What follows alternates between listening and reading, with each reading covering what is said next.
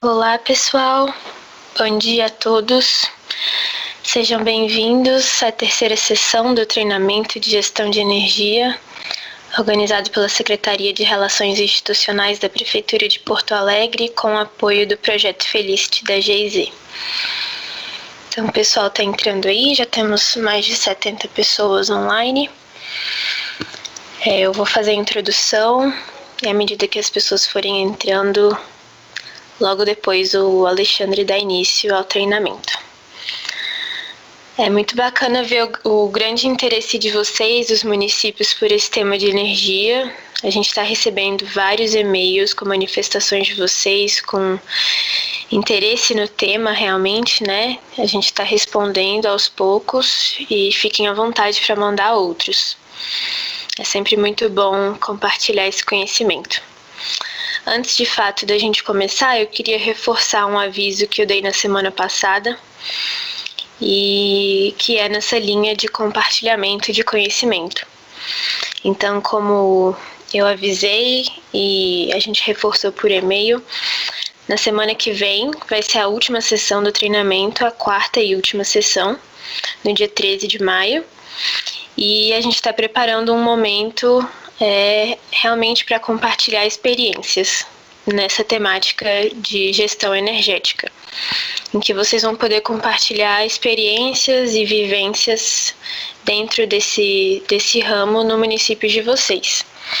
Então, a gente pede que, se a sua cidade, se você tiver alguma experiência, algum caso sobre o Plange, sobre a ISO 50001 ou sobre gestão energética de forma geral, a gente pede que envie um e-mail para mim. Eu vou deixar o meu e-mail aqui disponível no chat. É natalia.teixeira@giz.de. Vocês podem enviar um e-mail para mim e a gente vai se organizar para que vocês possam, nessa última sessão da semana que vem, contar um pouco da experiência, 1 ou 2 minutinhos, algo rápido. Essa experiência pode ser boa, pode ser ruim. Realmente é um momento que a gente está preparando para a gente poder dividir conhecimento. Vou deixar aqui disponível o meu e-mail e fiquem à vontade em me mandar qualquer coisa. Bom, acho que era isso. Alexandre, se você quiser começar, é com você. Muito obrigado, Natália. Bom dia a todos. Vamos começar então o nosso terceiro encontro sobre gestão energética em municípios. E hoje, como prometido, como falado nos últimos encontros, nós vamos começar falando sobre o projeto Luz do Saber de Porto Alegre. Esse treinamento, para aqueles que não estavam presentes nos anteriores, faz parte de uma série de 4 webinars, de 2 horas cada, que originalmente era um treinamento de 8 horas, já era para ser um treinamento de 8 horas antes de aparecer a pandemia, que era originalmente para 15 a 20 pessoas do município de Porto Alegre, e faz parte de um projeto maior chamado Luz do Saber, que a gente vai explicar um pouquinho agora, e da consultoria do Felicity da GIZ a esse projeto de Porto Alegre. Então, esse treinamento todo nasceu dentro desse projeto de Porto Alegre. Hoje a gente vai explicar, descrever o projeto e trazer alguns dos resultados do projeto. Em seguida, a gente vai falar de lições aprendidas e próximos passos também desse projeto, que ele ainda não terminou. Lições aprendidas que podem se aplicar para qualquer outro projeto municipal de eficiência energética. E aí vamos retomar o que a gente começou falando na semana passada de ferramentas e operacionalização, especificamente falando sobre benchmark de energia.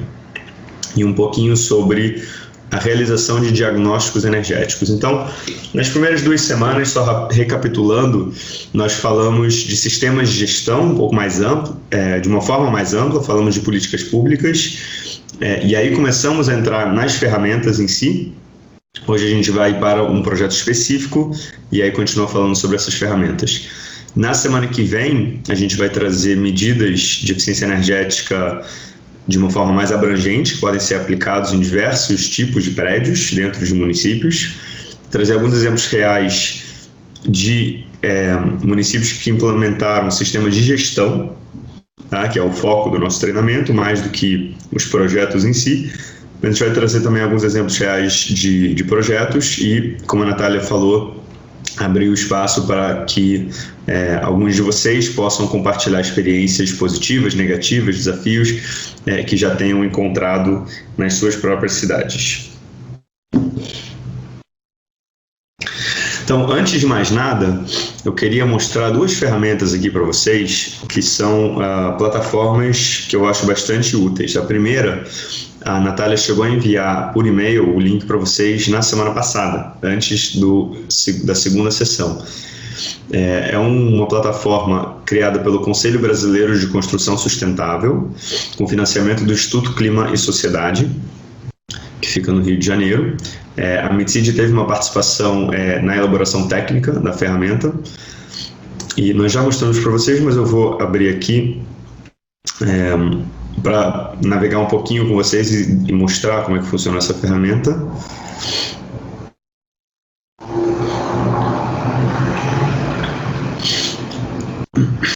Então, Cidades Eficientes, na verdade, é um projeto do CBCS, que atualmente está trabalhando com Florianópolis, trabalhou também na primeira fase com Sorocaba e com Jaboatão dos Guararapes, que é um município vizinho de Recife. E aí dentro, aqui tem diversas informações sobre o projeto e tem o Guia de Melhores Práticas para Municípios Brasileiros. O link que a Natália enviou anteriormente já leva diretamente para essa página.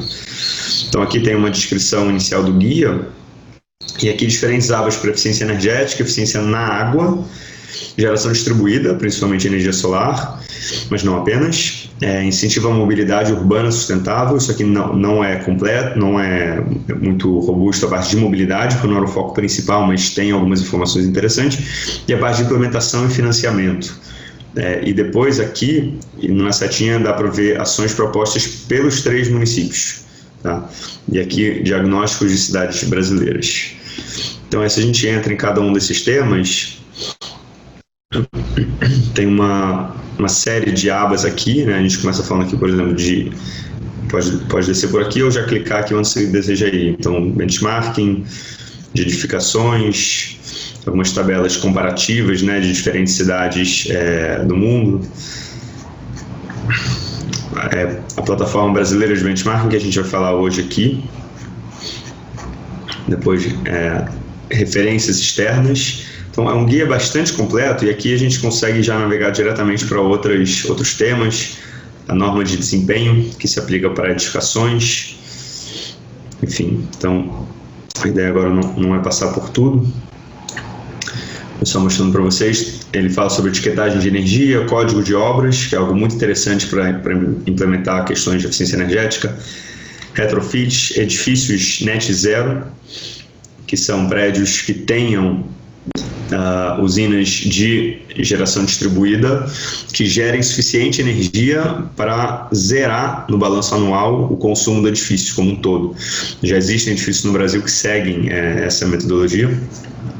Norma de desempenho, como já falamos, estratégia de mitigação da ilha de calor urbano, tem a ver com o calor que vem do asfalto, etc. Iluminação pública e gestão integrada de energia, né, que tem muito a ver com o que a gente está conversando hoje, na verdade, nesse curso como um todo. Então, ele fala aqui de um processo de gestão, começando com o mapeamento das faturas de energia, realização de diagnósticos energéticos nos prédios com mais intensidade de uso, criação de metas e indicadores, apoio para a viabilização das medidas, e aí treinamentos e capacitações. Fala aqui também um pouco do Plange, que começamos na semana passada, com o software do CIEM, e alguns estudos de caso, né, aqui de Limeira, estado do Amazonas. Então, tem bastante informação aqui que eu acho que pode ser útil para vocês. Eu encorajo a cada um a dar uma navegada aqui nesse site.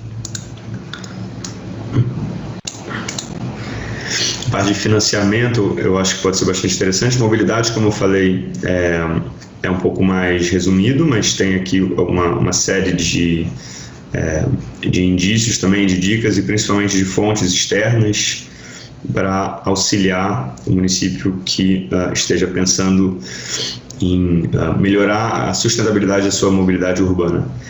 No capítulo de implementação e financiamento, temos aqui alguns instrumentos de implementação, IPTU verde, por exemplo, aí tem alguns conceitos sobre IPTU verde, alguns estudos de caso, Salvador, Campos do Jordão, Curitiba e Araraquara, com referências, como sempre. Tem compras sustentáveis, que a gente também já conversou um pouquinho, capacitações, campanhas de conscientização, um capítulo especificamente sobre PPPs, contratos de desempenho. Aqui também fala um pouco sobre o RDC, Regime Diferenciado de Contratação, que conversamos na semana passada, né? Tem um estudo de caso aqui também de RDC, dados aqui do Programa de Eficiência Energética da ANEEL, focado na parte de municípios. A sede da ANEEL, né, que é um estudo de caso, por ser um prédio público que fez um retrofit de eficiência energética. Aqui a Policlínica e Maternidade Professor Barros Lima, que teve uma experiência com o contrato RDC. E outros financiamentos para cidades. Então, mais uma vez, eu acho que é uma ferramenta bastante interessante. Vou voltar aqui e mostrar agora a segunda. Natália, só me confirma, por favor, se vocês estão conseguindo ver bem quando eu mostrei agora a ferramenta. E agora a gente vai olhar também rapidamente esse guia interativo de eficiência energética e edificações, que foi desenvolvido pelo Sinduscom de São Paulo, com financiamento da GIZ e elaboração técnica da MITSID. Conseguimos ver, sim. Tá bom, muito obrigado. Esse guia de energia de edificações, ele não é focado em municípios, como o primeiro mas ele é focado em edificações e pode ser bastante interessante, né? Então, aqui ele tem vários conceitos de eficiência energética que se aplica para edificações no capítulo de energias renováveis, de edifícios net zero, como eu falei antes, né, prédios em que a geração é maior ou igual ao consumo, né, explicado de uma forma simples. Como atingir, ele fala um pouco depois da certificação net zero em outra página, que é uma certificação do GBC Brasil. Impactos no uso e operação, porque esse guia, como ele é do Sinduscom, ele é mais pensado no projeto e retrofit, né, reforma de edificações.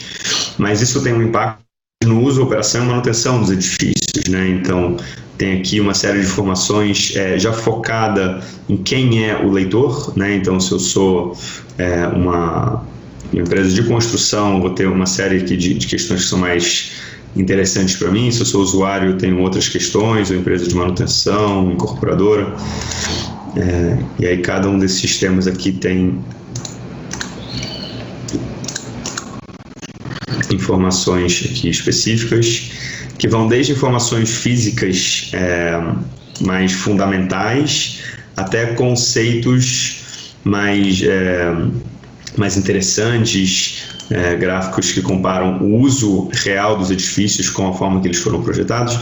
E aqui uma página também sobre certificações. Então, talvez seja a única, uma das poucas fontes que tem uma comparação entre os diferentes sistemas de certificação mais comuns no mercado. Então, o PBE Edifica e o selo Processo de Edificações, conversamos na semana passada. A certificação LEED, o GBC, referencial casa para residências, o GBC Zero Energy, que é o que eu comentei, que a geração de energia local tem que ser maior do que o consumo. Certificação EDGE, que quem quiser mais informações pode entrar em contato, é uma certificação muito interessante para ter uma avaliação rápida do potencial de economia de energia. Depois, se der tempo, eu abro, porque acho que menos gente conhece essa certificação e tem um custo menor e uma simplicidade maior, na verdade. Cada um aqui tem vantagens e desvantagens que justamente estão descritas aqui, e o Aqua, né? Então, essa ferramenta aqui traz uma comparação básica entre os sistemas de certificação e depois tem uma comparação mais detalhada para quem se interessar, até com estimativas de custo também. E aí, informações específicas, mais uma vez, para cada um dos usuários da plataforma, né? Dependendo quem está olhando aqui a plataforma, tem algumas orientações específicas. Tem um capítulo aqui sobre o conceito de projeto, fala sobre o processo de projeto integrado, que é a forma de projetar um prédio com menos retrabalho, na verdade.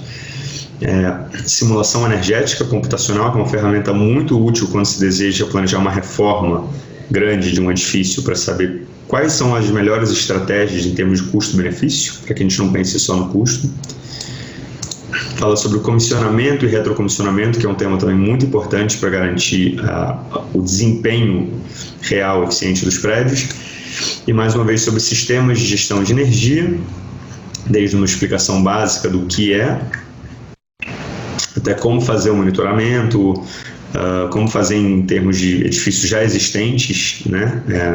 Que talvez seja mais interessante para vocês, porque a maior parte dos prédios dos municípios já são existentes, algumas certificações de gestão de energia.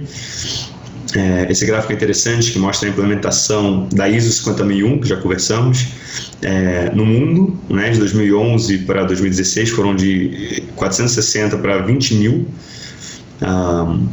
empresas, né, certificadas com a ISO 50001. Na América do Sul a gente está um pouco atrás ainda, e no Brasil, né, muito atrás, mas a tendência aqui é um gráfico logarítmico, né, então não dá para perceber a dimensão desse aumento aqui, mas dá para ver isso nos números. Enfim, aqui tem ferramentas e subsídios, então algumas ferramentas úteis para projetos de eficiência energética, e algumas fontes de financiamento e subsídio, tipos de financiamento. Aqui informações mais específicas, você pode entrar em cada um desses sobre chamadas públicas, licitações, crédito, ESCOs, por exemplo.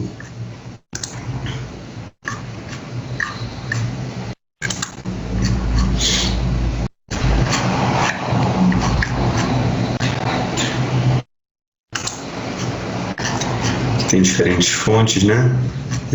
E temos também, por exemplo, um comparativo entre diferentes instituições, diferentes linhas de financiamento, né? Definições importantes. E aqui, como eu falei, um comparativo, né? Eu posso comparar diferentes tipos de financiamento. Tem uma descrição mais simplificada. Em muitos locais tem links externos, né, para conseguir ir diretamente para o site e pegar informações primárias. Conteúdos adicionais puramente links externos e leituras adicionais. Alguns estudos de caso, de edificações, tá? E aí, na verdade, a parte principal, se a gente entrar, por exemplo, em prédio de escritório, que pode ser interessante para principalmente para os edifícios administrativos, né? Por enquanto isso aqui não inclui escolas, por exemplo, tem hotéis, shoppings, residencial, escritório e varejo e logística. Então acho que para os municípios nesse momento o escritório é o mais interessante, por falar dos sistemas construtivos de um prédio administrativo comum, né? Então aqui a gente pode ler mais sobre qualquer um desses sistemas prediais. Então nos aspectos construtivos, aí tem, enfim, todo o detalhamento. Você pode entrar para ver mais informações sobre qualquer uma dessas áreas aqui. Então é bastante completo e com várias camadas de informação, né? Você começa com informação mais simples e quem tem interesse sempre pode ir clicando e obtendo mais e mais informação mais avançada sobre os diferentes sistemas, estratégia de eficiência, controle e automação, enfim. Então a ideia é só mostrar para vocês a existência dessa ferramenta para que vocês possam depois navegar e buscar informações. Então, cidadeseficientes.cbcs.org.br, e a segunda ferramenta é guiaenergiaedificações.com.br. Convido a todos a explorarem esse material, que é bastante rico. Bom, entrando agora então no projeto Luz do Saber, de Porto Alegre. É um projeto que ainda está em andamento, tem o objetivo de reduzir o custo da conta de luz da SMED, né, Secretaria de Educação do município. Essa conta era de 3,3 milhões de reais em 2017, depois a gente subiu para 4 milhões em 2018, e aumentar o conforto térmico também nas 99 escolas municipais, como estratégia que seja replicável para outros prédios. Como a gente já falou também na primeira semana, conforto térmico é intrinsecamente interligado, né, com a eficiência energética, no sentido de que não adianta um prédio estar com baixo consumo se toda a iluminação dele está apagada, ou seja, se ele tem uma iluminação ineficiente, ou se o ar-condicionado dele está tão fraco que as pessoas estejam com muito calor. Então a gente precisa falar de conforto térmico como premissa para falar em eficiência energética, né? Então o projeto foi dividido em duas componentes. A primeira é de eficiência energética, por meio de auditorias energéticas. O objetivo era definir as medidas de eficiência aplicáveis, depois a gente vai detalhar essas. Então, através de melhorias de equipamentos e de operação das escolas. E, em segundo lugar, a componente de geração distribuída, que teve como objetivo todo o projeto e preparação para a instalação de placas fotovoltaicas para gerar energia localmente nas escolas. Então, vamos falar um pouco do processo e dos resultados desse trabalho. Então, em primeiro lugar, como a gente já falou e já disse ser necessário, foi implementada uma unidade de implementação do projeto, uma PIU em inglês, Project Implementation Unit.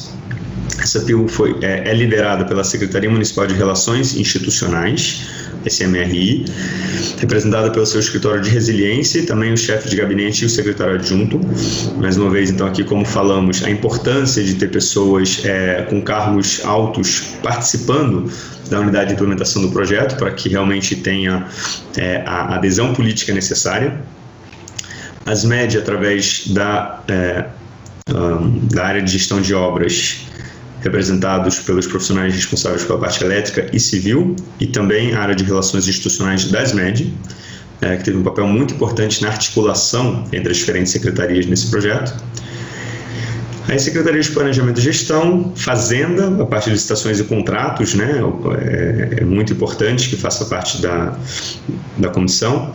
Secretaria de Meio Ambiente e Sustentabilidade, Serviços Urbanos, através também do secretário adjunto, Parcerias Estratégicas e a Procuradoria-Geral do município.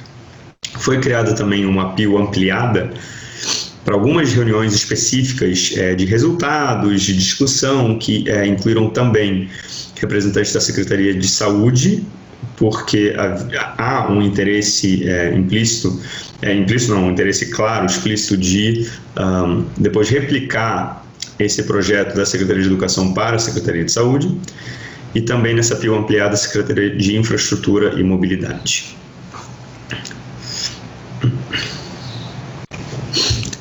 Deixa eu só mudar aqui a forma de compartilhamento, só um minutinho.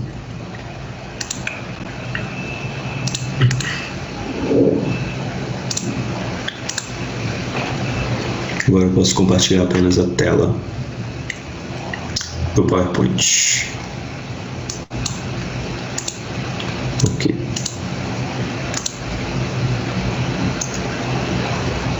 Natália, só me confirma se está tudo certo, se estão enxergando, por favor. Sim, estamos sim. Tá bom, obrigado. Então, uma visão geral das escolas de Porto Alegre: são 99 escolas públicas municipais que consomem quase 5 gigawatt-horas por ano. Em 2018, isso representou um custo de 4 milhões de reais. 65% são pequenas, 26% são médias, as restantes são consideradas escolas grandes.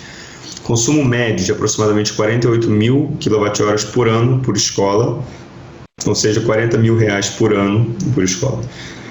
A rede compõe 50 mil alunos, média de 500 por escola, ou seja, um consumo aqui que a gente pode fazer esses indicadores de quase 100 kWh por aluno, ou 26 kWh por metro quadrado de área construída por ano. A maior parte das escolas são do grupo B, de baixa tensão, ou seja, pagam apenas pelo consumo. As restantes são do grupo A, então pagam pelo consumo e pela demanda, como falamos na semana passada. e a tarifa média em 2018 era de 84 centavos por quilowatt-hora. Então, uma economia de 40% no consumo das escolas equivaleria a um consumo inteiro de mais de 1.000 unidades residenciais, o que é mais ou menos o que foi encontrado como resultado do projeto. Então, isso é uma forma interessante de demonstrar essa economia de mais de 1.000 casas, né, ou apartamentos que teriam seu custo de energia, entre aspas, equivalente cumprido, né, pelo projeto de eficiência energética. Então, qual foi a metodologia da consultoria do Felicity, né, desse projeto? Inicialmente, o passo importante, né, inicial é a caracterização do parque das escolas, entender qual é o universo com o qual estamos trabalhando. Em seguida, trabalhamos com 6 escolas piloto para entender de fato o funcionamento do ponto de vista energético dessas escolas. Em seguida, foi elaborada uma calculadora de eficiência energética como forma de otimizar o processo de coleta de dados. Afinal, a gente está falando de 99 escolas, então isso aqui foi um passo super importante. Foi feito um treinamento para os servidores públicos em auditorias energéticas para coletar os dados nas 99 escolas, e aí chegamos aos resultados finais de custos e economias das medidas. Em paralelo a esse processo, teve todo um trabalho de conscientização, operação e gestão com eficiência energética, incluindo um evento com os diretores para conscientizá-los sobre o papel deles na operação das escolas na questão da eficiência. Então, vou passar para vocês um breve panorama aqui das escolas. Esses são gráficos agora de percentil que eu vou mostrar. Isso aqui é um gráfico de área construída. Então, a gente vê que metade das escolas tem até 1.500 metros quadrados, a outra metade está mais espalhada, vai até, a maioria até 4.000 metros quadrados. Você tem aqui meia dúzia de escolas maiores do que isso.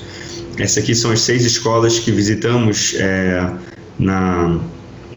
que foram escolas piloto, né, que visitamos inicialmente.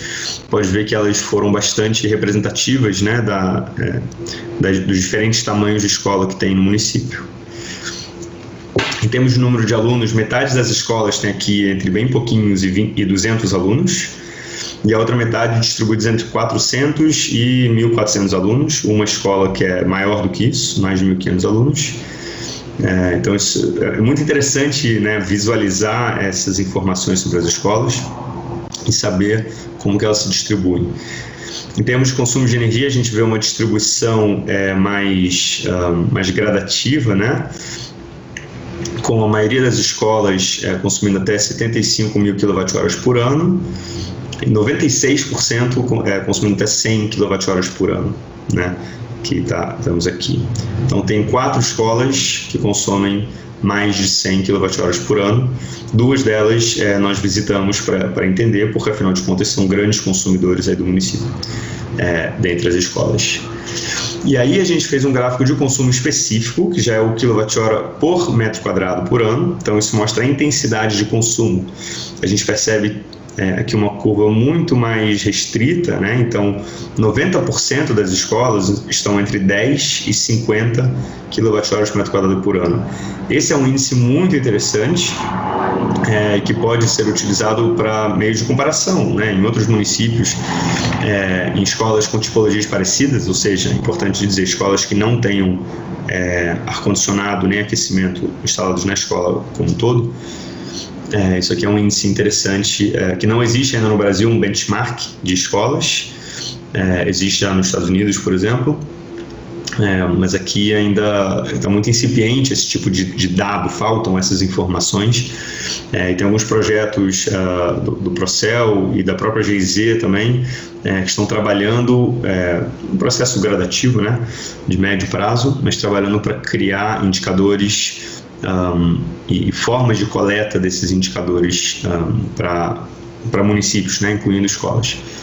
E aí tem 3 escolas com intensidade energética altíssima, né? Então essa aqui a gente pode ver que é uma das menores escolas, mas então o consumo dela não é grande, mas se a gente pega o consumo por metro quadrado, ela tem uma intensidade enorme, então foi uma das escolas que nós visitamos. E no final das contas, porque ela é tão pequena que acaba os custos fixos, digamos assim, acabam tornando essa escola uma escola com uma intensidade energética muito alta, mas na prática ela não tinha nada que fosse muito ineficiente, né? Então é importante justamente fazer esses gráficos para entender. Foi a partir daí que a gente decidiu quais escolas visitar, e essas visitas aí sim ajudam a dar nome aos bois, né? Entender os números, colocar eles em termos de operação prática para compreender o que está acontecendo. Então aqui a gente já tem um gráfico de dispersão do consumo anual das escolas frente à área construída. Como esperado, a gente tem uma curva ascendente, ou seja, quanto maior a escola, mais ela consome. Isso é esperado, ficamos felizes de ver isso, mas é interessante ver que existe uma grande variação. Aqui a gente tem várias escolas de mesmo tamanho com consumos muito diferentes, né? A mesma coisa acontece quando a gente vê o gráfico de consumo por número de alunos. Cada pontinho desses é uma escola, tá?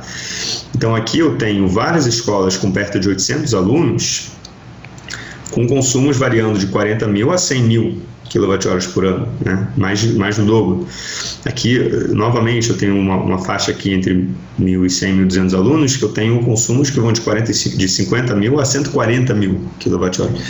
Então, o que explica essa diferença, né? A gente percebe claramente que o consumo é dependente da área e do número de alunos, como não poderia ser diferente, mas não é o único fator, né? Esses não são os únicos fatores que determinam o consumo de energia.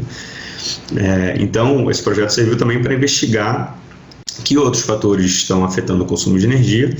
É claro que uma escola ou outra pode ter algum sistema específico. Algumas escolas que eram muito grandes, aquelas maiores, tinham auditórios com sistemas de ar-condicionado mais robustos. No auditório, por exemplo, alguns têm laboratórios. Então, todos esses fatores têm que ser levados em conta. Mas, em muitos casos, a diferença é a operação, né? Escolas que desligam seus equipamentos à noite versus escolas que não desligam seus equipamentos à noite. Tem um fator importante também que é o número de turnos. Tem escolas com 2 turnos e outros com 3. Isso não foi contabilizado aqui nesse gráfico, no estudo. Poderia ser interessante até colorir diferente aqui, né? As bolinhas em função do número de turnos que dá para fazer. Mas enfim, o que a gente percebe é que existem questões de operação que influenciam esse consumo, além do número de alunos e da área. No comparativo entre 2017 e 2018, o consumo aumentou 4% entre esses 2 anos e o custo de energia aumentou em 30%. Né? Isso é devido a um aumento de tarifa de 25% entre esses 2 anos. Esse tipo de gráfico é interessante vocês fazerem para os municípios de vocês, porque às vezes a gente olha só o gráfico de custo e fala, nossa, o consumo de energia subiu em 30%, e não é verdade, o consumo subiu em 4%, então não foi tão drástico. Aí tem que ver ainda se tem alguma escola que foi inaugurada, né, por exemplo, ou alguma escola que estava parada que voltou a funcionar. Então é importante separar consumo e custo. Bom, a próxima etapa do projeto foi a realização das auditorias. Então, em maio do ano passado, fizemos auditorias nas 6 escolas piloto representativas, com participação minha, participação do projeto Felicity, e essas 6 escolas definidas por critérios técnicos para serem o mais representativas possível. Depois, em julho, fizemos um treinamento em auditorias energéticas para uma equipe de aproximadamente 15 pessoas da prefeitura. Um treinamento teórico e prático, que a gente foram 2 dias. No segundo dia a gente foi a uma ou duas escolas, fez uma auditoria energética. Depois houve uma replicação desse treinamento para outras pessoas que não estavam nessa primeira turma. Então isso foi em setembro, que a gente foi lá novamente, o Felicity, junto com algumas dessas pessoas treinadas e uma nova turma de profissionais da prefeitura e voluntários. Teve um engajamento da ONG Ciências Sem Fronteiras do Rio Grande do Sul, que se voluntariou, né, algumas pessoas para participarem das auditorias. Isso foi uma ajuda muito importante, e também alguns alunos da Universidade Federal do Rio Grande do Sul, da URGS. Então isso foi uma ajuda muito bem-vinda e muito importante para o projeto. E através desse processo, as 68 auditorias restantes para chegar aqui nas 74 que foram realizadas na primeira etapa, até novembro, foram realizadas exclusivamente pela equipe da prefeitura, junto com esses voluntários, sem participação nossa do Felicity. A gente estava lá para tirar dúvidas, para conversar sobre pontos específicos, mas essa coleta de dados foi realizada pela equipe da prefeitura. E através da calculadora de eficiência energética, que eu comentei anteriormente, os cálculos resultantes das auditorias foram realizados internamente no nosso escritório, para compilar então as informações que foram coletadas em campo. Então foi uma parceria muito interessante e um modelo que pode ser replicado. Resultados então foram compilados das 74 escolas. Não foi possível terminar as 99 por uma questão de tempo, mas aí a gente já tinha uma representação muito boa para extrapolar o consumo para todas as 99 escolas. Como resultado das auditorias, a gente fez uma soma do que seria o consumo, calculado pela calculadora de eficiência energética, comparou com a fatura real de 2018 e chegamos numa precisão de menos de 1% de erro, entre o consumo real das faturas e o consumo calculado pela calculadora de eficiência energética. Então, algumas escolas foram muito bem representadas pela calculadora, outras escolas não foram tão bem representadas, com consumo para mais ou para menos, mas no todo, globalmente, a precisão total dos cálculos foi de menos de 1% de erro, o que nos leva a entender que o projeto teve uma força muito grande pela quantidade de escolas, na verdade, A calculadora foi desenvolvida justamente não para trazer informações precisas escola por escola, mas para trazer resultados globais que representassem de uma forma fidedigna o custo e a economia das medidas de eficiência energética no conjunto de todas as escolas.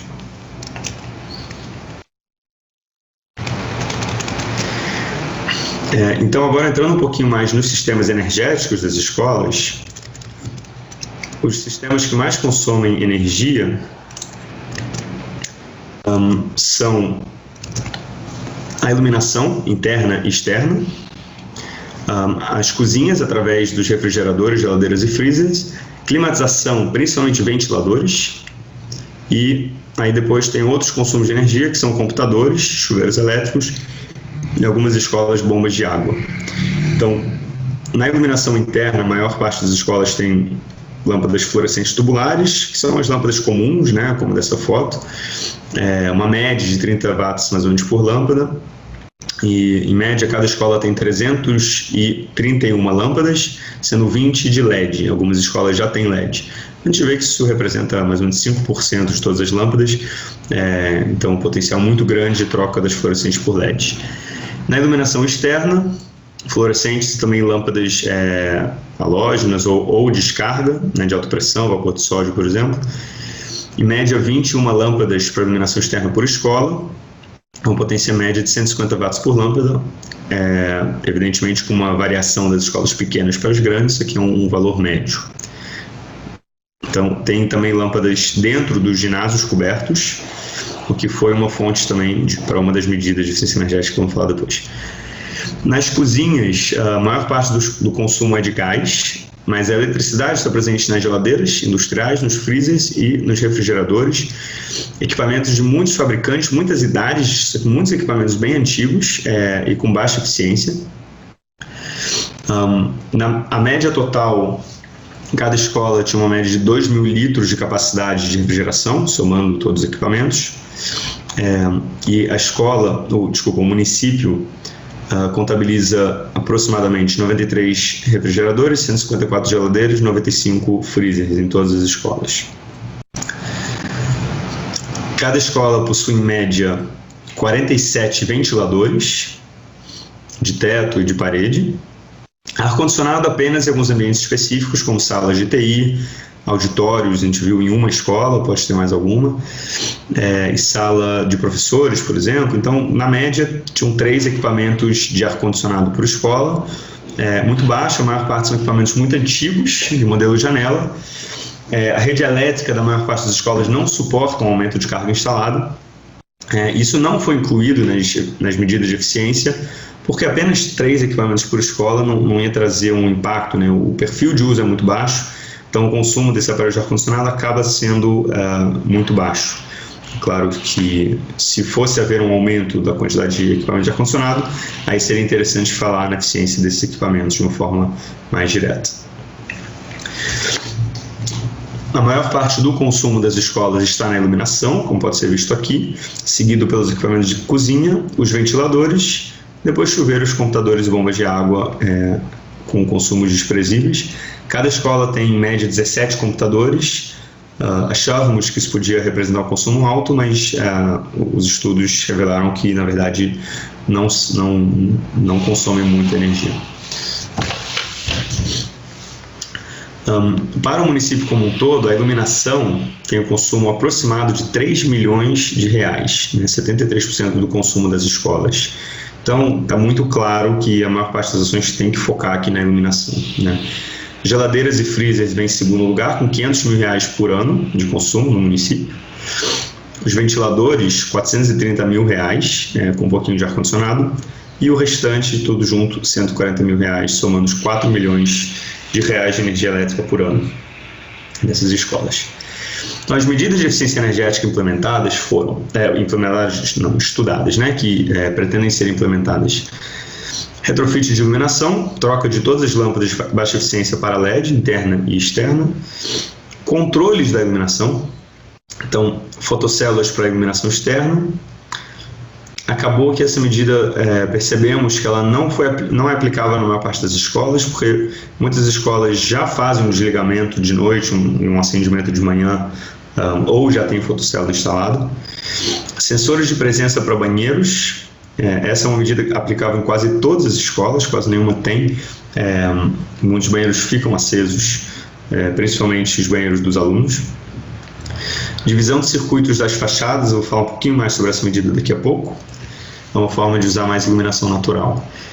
Telhas translúcidas é uma medida que foi recomendada para algumas escolas que têm ginásios cobertos ou quadras cobertas com iluminação, e se percebeu que essa iluminação ficava acesa durante o dia, porque apesar de ter uma entrada de luz na parte superior, nos cantos, né, entre o telhado e a parede, em alguns casos, mesmo assim não entrava luz suficiente. Então a sugestão é substituir algumas das telhas, obviamente não todas, né, isso está especificado, algumas das telhas dos ginásios por telhas translúcidas para permitir a entrada de luz natural e poder manter, junto com sensores de luminosidade, fotocélulas, manter as luzes apagadas durante o dia. E é um consumo bastante alto, essas luzes geralmente são lâmpadas com uma potência bastante alta. Substituição de geladeiras e freezers, implementação de sistema de gestão de energia, com medidores no software de gerenciamento em cada escola, com visualização também pela secretaria. Isso é muito interessante do ponto de vista da gestão, poder acompanhar em tempo real o consumo das escolas, poder ver a curva de demanda. Você consegue assim analisar as escolas que estão com consumo de energia ao longo da noite, né, que só com um medidor simples de energia da concessionária você não tem essa noção, né? Então, tem uma série de melhorias que podem ser implementadas a partir do momento que a gente tem um sistema de medição. E dentro de um projeto, né, maior, isso aqui não é complexo de se implementar. Aí tem as medidas de conforto térmico. Primeiramente, isolamento térmico na cobertura das escolas. Nesse momento não existe isolamento, então toda a insolação, toda a radiação solar incide no telhado e é absorvido diretamente nas salas de aula, né, praticamente. Então, o calor no verão é muito, muito alto. E outra medida é a pintura dos telhados, uma medida mais rápida, mais simples. A maior parte dos telhados são escuros, cinza escuro, na sua maioria, e a cor escura absorve muito mais calor e transmite esse calor para dentro das salas de aula. Apenas com a pintura de cor clara, você consegue reduzir às vezes 8 a 10 graus Celsius a temperatura na superfície do telhado, o que se traduz numa redução de às vezes 5, 6, 7, 8 graus dentro da sala de aula, né? Uma medida passiva, bastante eficaz, principalmente quando não se tem isolamento. E também, como eu falei, a outra componente do projeto é a geração de energia solar fotovoltaica no telhado das escolas. Então aqui só um pouco mais em detalhe: retrofit da iluminação para LED, os controles de iluminação, como eu falei, fotocélulas, sensores de presença, e aí agora a divisão de circuitos que eu mencionei é o seguinte: dentro das salas de aula, o ideal é ter um circuito com interruptor para as lâmpadas próximas à janela e outro circuito com outro interruptor para as lâmpadas distantes da fachada. Dessa forma, durante o dia, a gente pode manter as lâmpadas mais próximas à fachada apagadas e as mais distantes acesas. Geralmente, a distribuição dos circuitos é ao contrário, é perto do quadro e longe, é horizontal, né? É paralelo ao quadro, ao quadro negro. Então, isso não permite aproveitamento da luz natural, e essa redivisão de circuitos permite. Claro que em salas que usem projetor, é importante que a fileira mais próxima à parede que recebe a projeção também tenha um controle separado, por questões operacionais, né? Mas nas demais salas, ou para salas com projetor inclusive maiores, essa divisão de circuitos permite um aproveitamento da luz natural. E é isso, durante o dia a gente entrava nas salas e estava tudo aceso, sendo que a gente testou, apagou, a claridade era mais que o suficiente para a fileira de mesas próximas à janela, mas precisava deixar a sala inteira acesa, porque essas luminárias eram controladas conjuntamente com as outras que eram longe.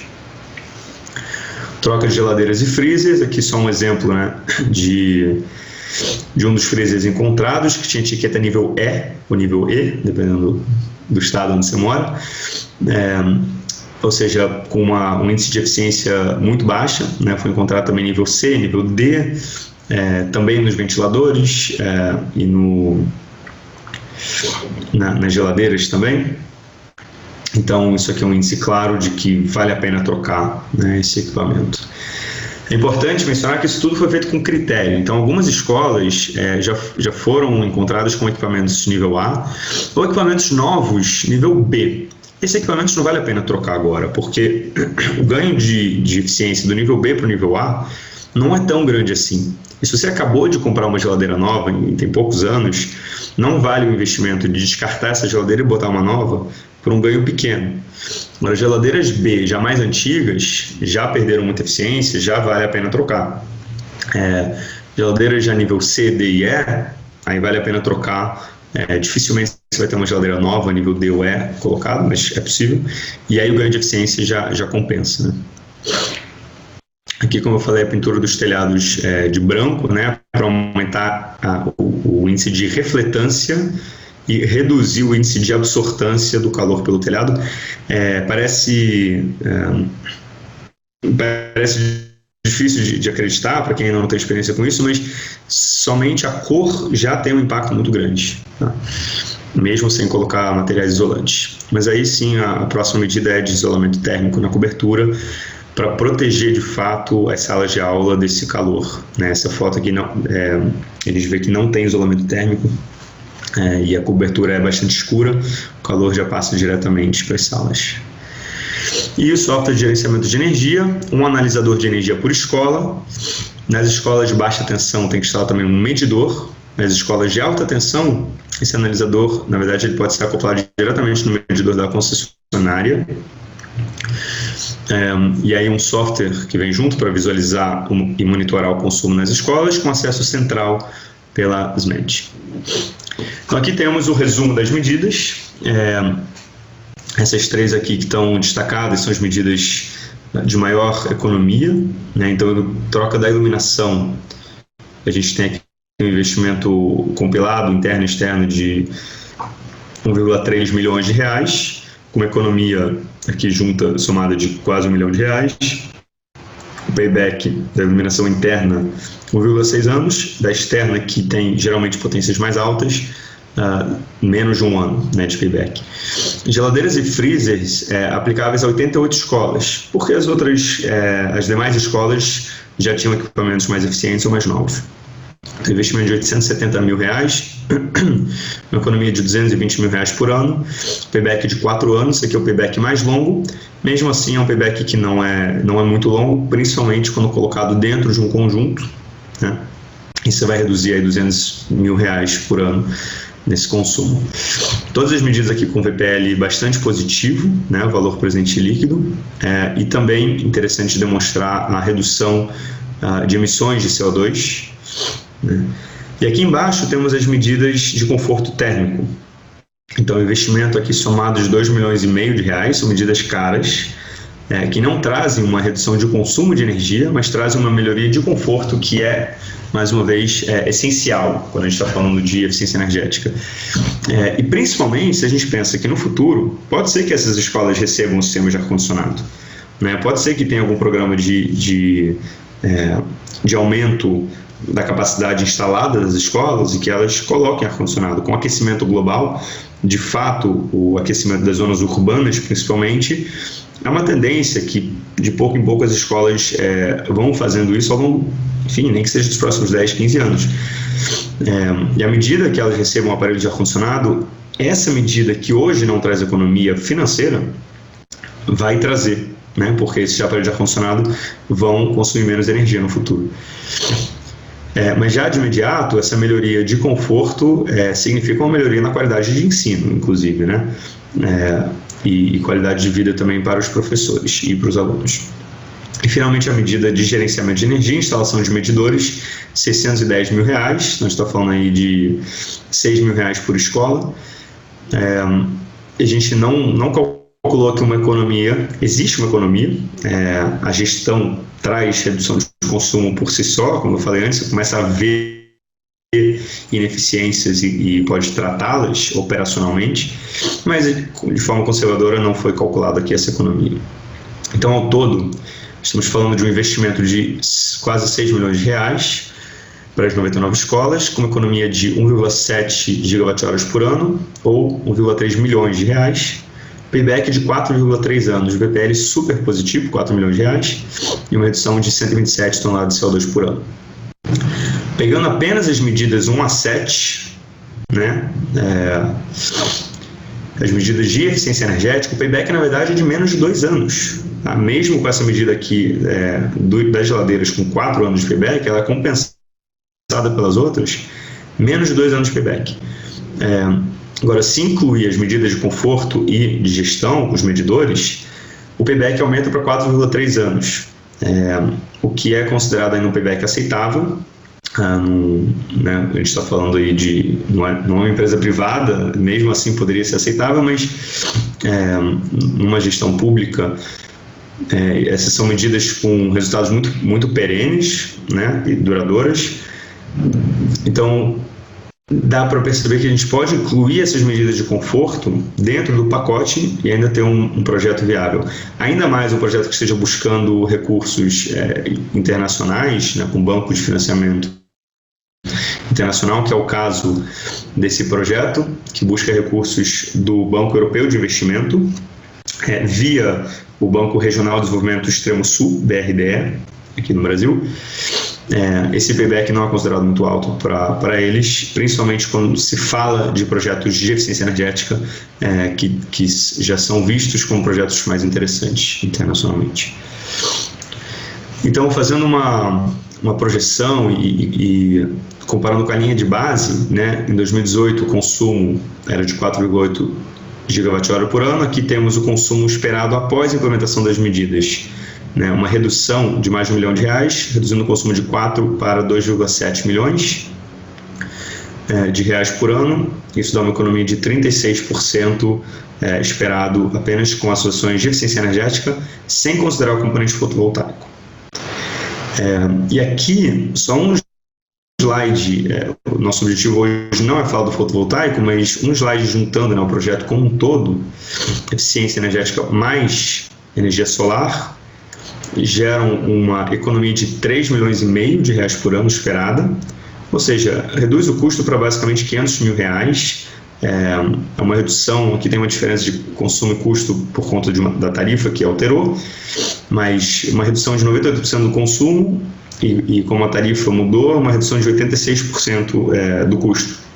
mas basicamente a gente vê que perto de 90% de redução no consumo e no custo energético das escolas de Porto Alegre, dinheiro que pode ser utilizado para outras ações na Secretaria de Educação ou no município como um todo. Aí é uma questão estratégica. Então, algumas ações adicionais do projeto e alguns próximos passos, né? Ao longo do projeto foram feitos também treinamentos, como eu falei, de auditores energéticos em julho, um evento de engajamento dos diretores, que essa aqui é a foto, o secretário de Educação falando com os diretores das escolas, teve uma apresentação da GIZ e depois uma apresentação minha, que foi em outubro. E esse treinamento que foi previsto como uma parte do projeto para trazer os conceitos de gestão energética no município para a equipe de tomadores de decisão do município de Porto Alegre, que a gente teve então a oportunidade de expandir para todos vocês que estão assistindo. Era para ter sido já em março, mas por conta da pandemia foi adiado. Então isso foi muito importante, porque como o projeto tem como objetivo preparar o município para buscar financiamento, o foco principal foram as medidas que têm custo, né? Mas não se pode deixar de falar das medidas operacionais. Capacitações são uma parte essencial de qualquer projeto de eficiência energética. E elas vão ajudar aqui principalmente nas medidas de zero e baixo custo, né? A gente até agora falou dessas de médio custo de altos investimentos. Então, o que foi falado com os diretores, o que eles podem fazer no dia a dia das escolas? Reduzir o consumo de iluminação em quadras de ginásios, garantir que a iluminação é desligada à noite, não é o caso em todas as escolas, garantir que os poucos ar-condicionados, os computadores são desligados à noite. Antigamente tinham guardas noturnos que faziam essa ronda e hoje em dia não tem mais. Então algumas escolas não fazem esse desligamento. Reduzir a potência de operação das geladeiras e freezers. A maioria dos equipamentos tem um controle ali de potência, às vezes em temperatura, às vezes 1, 2, 3, 4, 5, e às vezes você consegue estar em 5, você consegue reduzir para 3 ou para 2 e não ter nenhum prejuízo da qualidade e segurança dos alimentos. Então isso precisa ser testado, né, um por um, mas na maior parte dos casos não é necessário manter a potência máxima. Isso já traz uma redução de consumo que a maioria das pessoas não pensa nesse aspecto. E apagar luzes de salas e corredores quando não estão em uso, então ações simples. E aí, isso aqui, na iluminação, fazer campanhas de conscientização do uso de energia, aproveitar a iluminação natural quando possível, desligar as luminárias próximas às janelas, quando possível, apagar as luzes após o uso do ambiente, desligar ao final do dia, nas quadras, também nos quadros de disjuntores também, e fazer limpeza periódica das lâmpadas, porque senão elas vão ficando mais escuras. Ar-condicionado, desligar o ambiente quando não está usando o aparelho, adequar horários à realidade do edifício, não ligar muito cedo, não desligar muito tarde, manter portas e janelas fechadas durante o uso, isso aqui parece óbvio, mas não é, e limpar os filtros, geladeiras e freezers, não deixar a porta aberta além do necessário, verificar se a borracha de vedação está em bom estado, principalmente para equipamentos mais antigos, regular a temperatura dos equipamentos conforme a estação do ano, como eu falei antes, e a capacidade, e quando possível, em meses com menos ocupação, como de férias, por exemplo, se for possível, esvaziar a geladeira e desligar, né, deixando a porta aberta para reduzir esse consumo.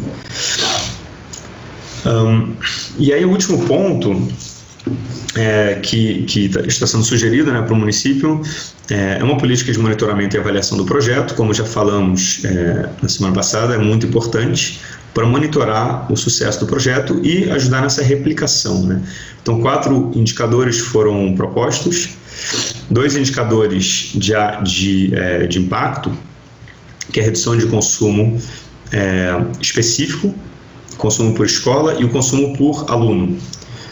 É sempre melhor usar um indicador de consumo específico do que consumo puro, porque vai que é construída uma nova escola daqui a um ano, ou tem um aumento na rede de alunos, e aí pode ter um aumento de consumo que vai mascarar a redução alcançada pelo projeto. Então, a linha de base foi calculada com a realidade de 2018 e uma projeção até final de 2021 foi sugerida como uma meta de redução de 30%, que é menos do que o previsto no projeto, que é 36%, né? Então é uma meta bastante alcançável até o final do ano que vem, né, 2021. Então essa meta é plenamente alcançável e muito mensurável, né?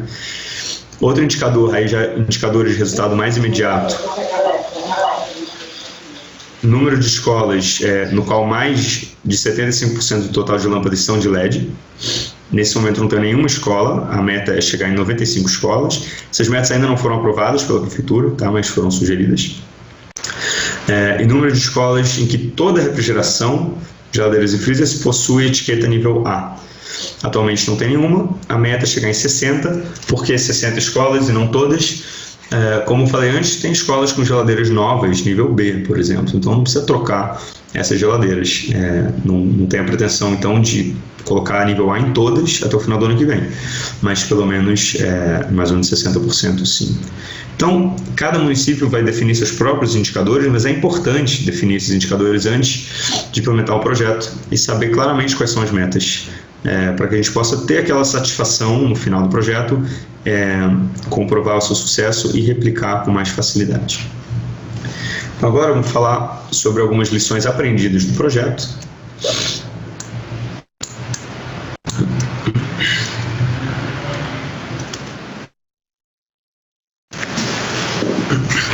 Começando pelo aspecto da distribuição de benefícios. O que isso significa? Atualmente, a fatura de energia das escolas é enviada diretamente para a secretaria. O diretor da escola muitas vezes não sabe quanto que ele consome de energia, às vezes não recebe a fatura, às vezes recebe e coloca na gaveta. Alguns mais curiosos olham, mas o pagamento é feito pela secretaria. E muitas vezes também, aí dependendo do município, né, isso aqui são lições aprendidas, mas que podem se aplicar a qualquer município. Dependendo do município, muitas vezes são pagas sem uma análise criteriosa. E aí, se a escola não sabe quanto ela gasta, não sabe quanto ela vai economizar, qual a motivação dela para economizar energia? Por que uma escola vai comprar um equipamento mais eficiente, que é um pouquinho mais caro, se ela tem um orçamento já super restrito e ela não vai ter nenhum benefício financeiro, né, com a redução desse consumo? Então, existem algumas alternativas para aumentar o incentivo e o benefício para as escolas. A primeira é continuar tendo uma fatura centralizada, paga pela secretaria, aplica as medidas de eficiência energética, estima o total de economia que foi, ou mede, né, o total de economia que foi realizado, e essas economias serem investidas diretamente nas escolas, ou pelo menos um percentual delas, de uma forma transparente.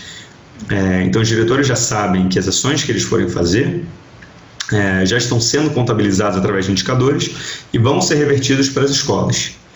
Aqui está colocado de uma forma geral para todas as escolas, pode também ser medido escola por escola.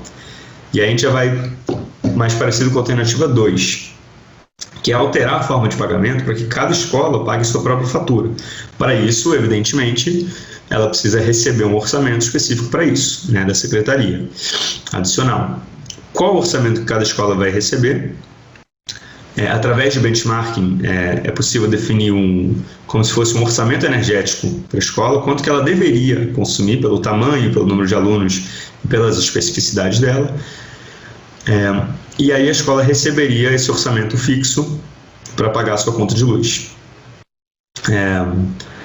E aí, em função disso, cada medida de eficiência, cada real economizado fica com a própria escola, porque ela recebe aquele orçamento. Se ela paga menos do que isso em energia, ótimo, ela pode usar esse orçamento para outras coisas dela.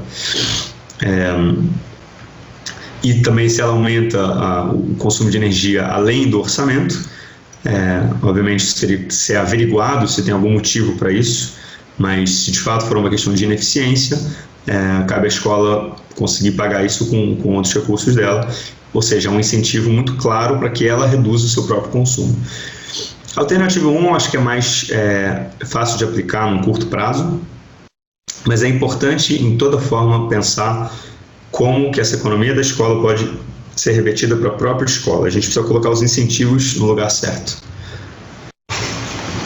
Segundo ponto, impacto da operação e manutenção na eficiência energética.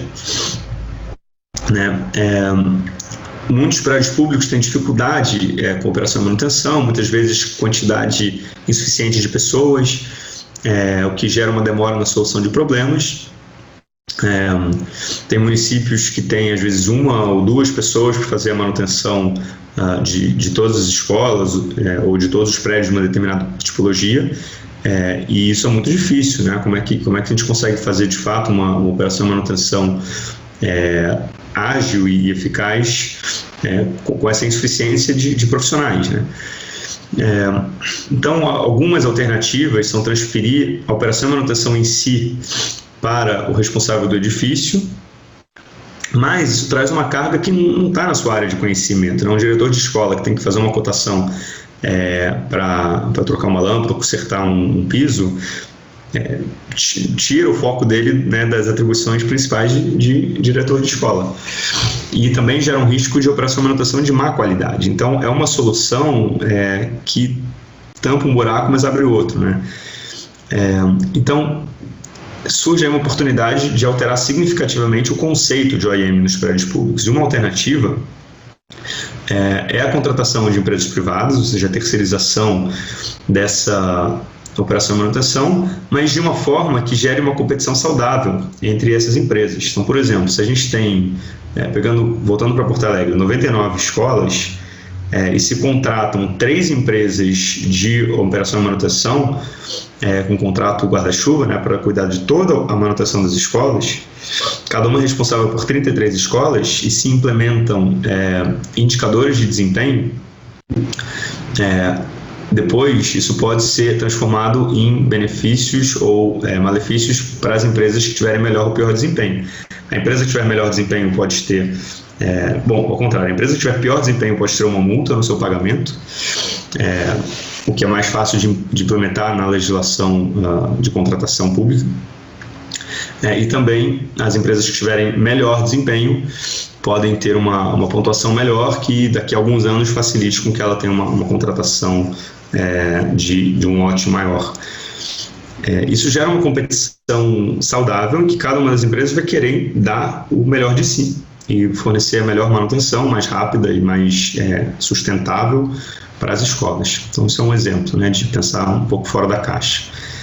Um prédio que é mal projetado, mas com boas práticas de operação e manutenção, pode ter um desempenho melhor do que um prédio que é bem projetado, mas tem práticas ruins de operação e manutenção. Então, essa é a importância do OIM. E a forma como um prédio é operado, segundo o Departamento de Energia dos Estados Unidos, pode economizar até 20% da sua conta de energia sem um investimento significativo de capital.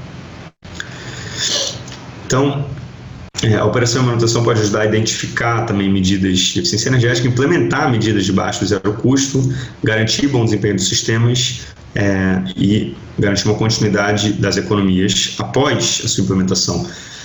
Isso é um ponto muito importante. Vamos pensar que após o projeto Luz do Saber, todas as escolas de Porto Alegre tenham lâmpadas LED. Daqui a 4, 5 anos, essas lâmpadas começam a queimar.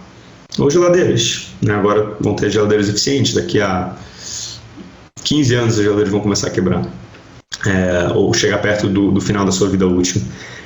Como que a gente garante que essas economias vão ser perenes, né? E que o diretor da escola onde queima uma lâmpada LED não vai colocar uma fluorescente no lugar porque é mais barata, né? Então, por isso que é importante pensar na operação e manutenção. Se a gente coloca uma empresa externa para fazer, esse custo pode estar embutido nessa empresa. E se a gente pensa na distribuição de benefícios, como eu falei antes, temos agora o tempo para implementar isso, os diretores vão ter um incentivo de manter as lâmpadas eficientes posteriormente.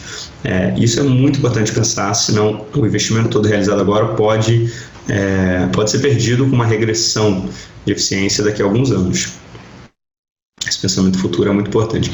Alguns obstáculos para a operação e manutenção: desconhecimento das oportunidades energéticas, cortes de orçamento, falta de políticas públicas, subinvestimento na equipe de OIM, falta de incentivo, de treinamento, recursos limitados, departamentos limitados, falta de informações comparativas sobre o consumo de energia, que pode vir através de um software de monitoramento, e falta, às vezes, de decisão dos conselhos escolares para comprar coisas eficientes.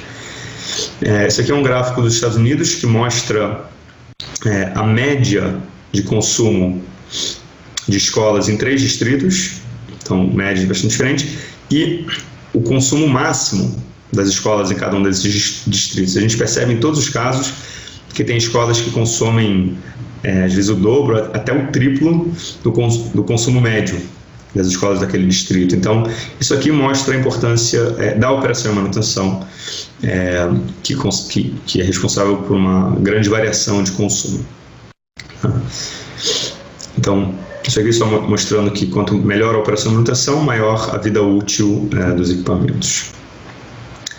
Então, passos para um bom programa de OIM, importância do gestor energético na organização, na secretaria, no prédio, possuir um manual de sistemas, focar operações eficientes na operação e manutenção, investir em treinamentos, insistir no monitoramento de desempenho e também na parte de comunicação.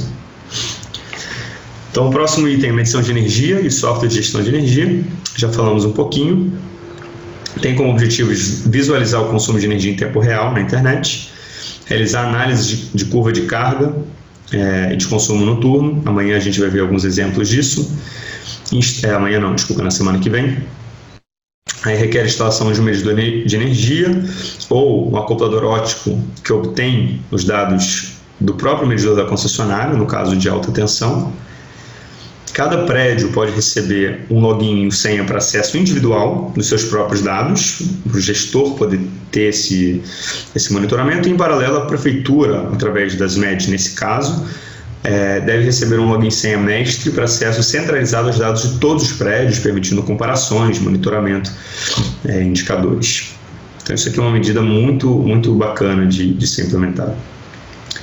E a estratégia de comunicação também é importante, comunicação entre secretarias, a formação de comitês de acompanhamento, e a apresentação visual dos resultados. É importante que os resultados do projeto sejam comunicados dentro da prefeitura e para a população em geral, de uma forma muito clara.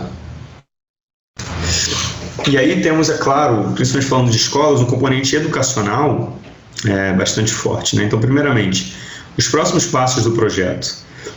Concluir as visitas técnicas. Então, desde dezembro até março, já foram feitas mais 17 auditorias.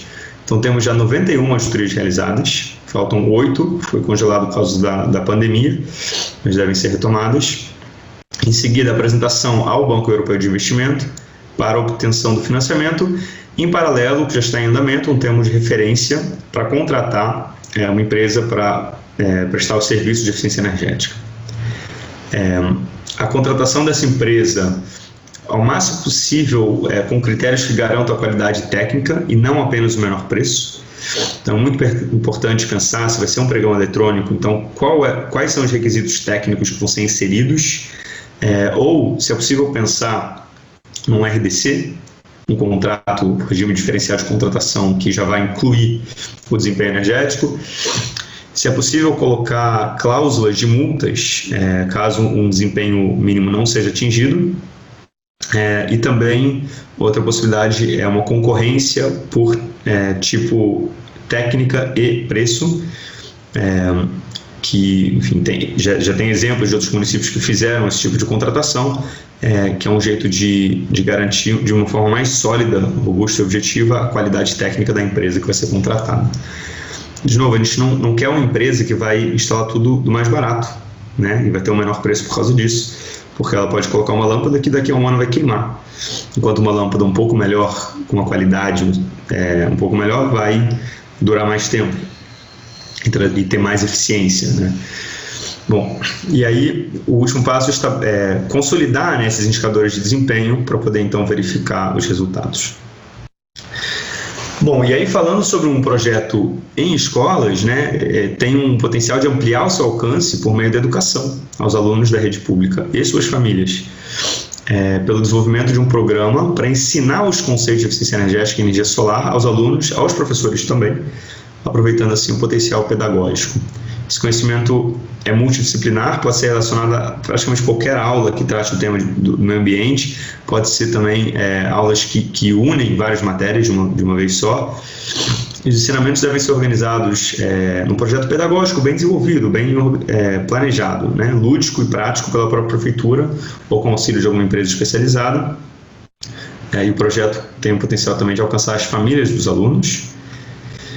Por exemplo, podem ter visitas aos equipamentos eficientes nas escolas, observando também quais equipamentos eles têm em casa, fazendo um comparativo, calcular na aula de ciência ou de matemática a redução de consumo, mostrar o funcionamento do sistema fotovoltaico nas escolas, quais são os componentes, analisar a conta de luz, né, para as crianças já um pouquinho mais velhas. E aí, essa temática pode ser levantada nas aulas de ciências, de matemática, os benefícios da eficiência energética também para a natureza, para o bolso, para a escola e para a cidade podem ser abordados.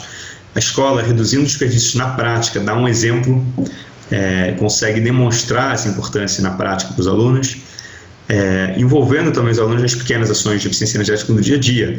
É muito diferente você fazer um programa desse tipo, mostrar o que a escola está fazendo e pedir para o aluno apagar a luz quando ele sai da sala, do que não mostrar isso tudo e a professora precisar insistir todo dia para o aluno de apagar a luz quando sai da sala, que aí é como quando os pais insistem, muitas vezes os alunos acabam não aderindo a isso, né? Então é muito melhor quando faz parte de um programa. E aí instigar os alunos com a pergunta: o que você pode fazer na sua casa, né, com base nesses exemplos. Então essas são as lições que a gente queria trazer do projeto de Porto Alegre.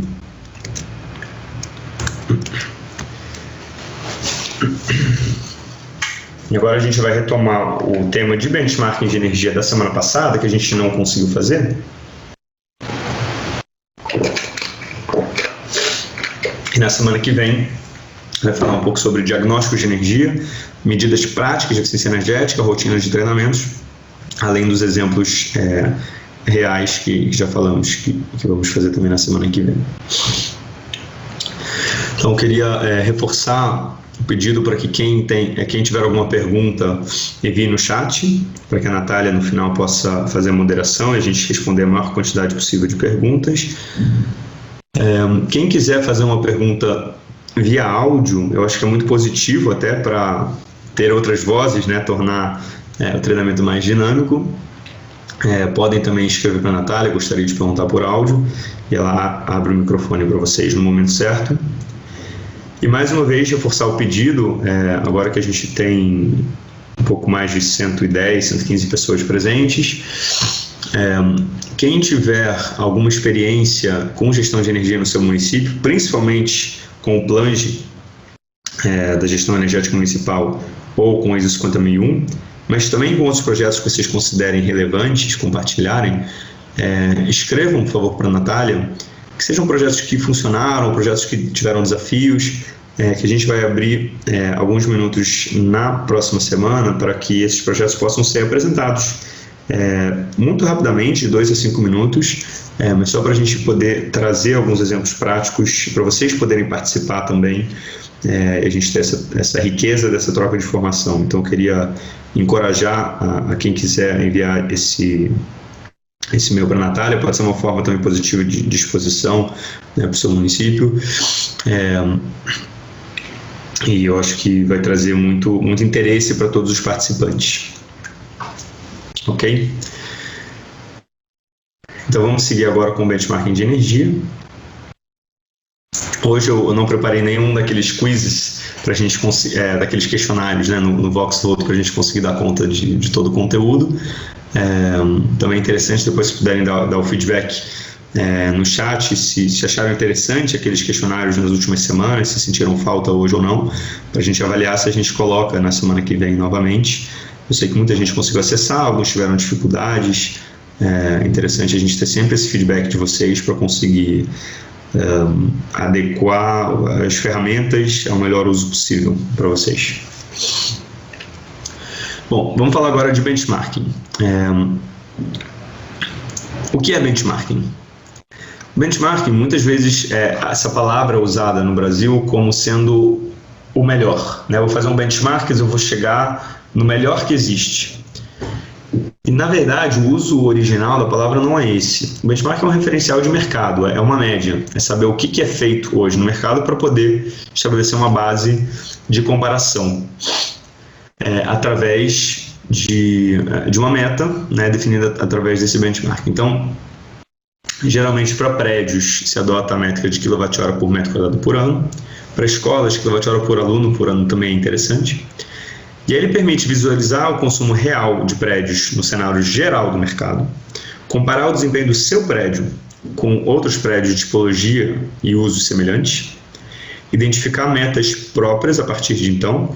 Então, se o meu prédio tem 70 kWh por metro quadrado por ano, e eu descubro que na média nacional, benchmarking para escolas é de 40 kWh por metro quadrado por ano, eu sei que a minha escola, a priori, tem um potencial de cara, antes de fazer qualquer análise profunda, de economizar de 70 para 40, 30 kWh por metro quadrado por ano. Eu posso transformar isso em meios financeiros.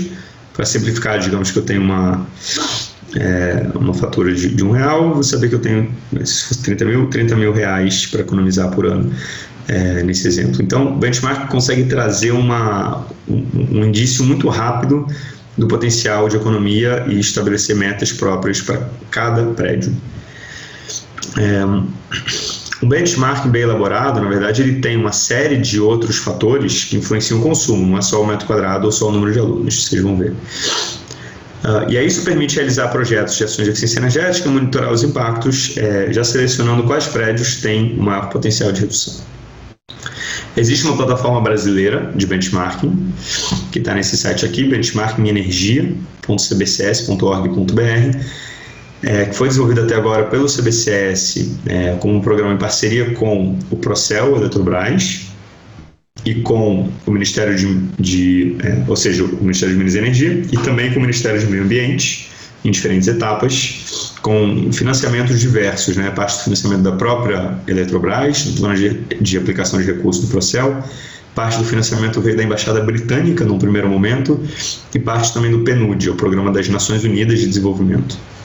Hoje existem benchmarks para edifícios corporativos, edifícios públicos administrativos e agências bancárias.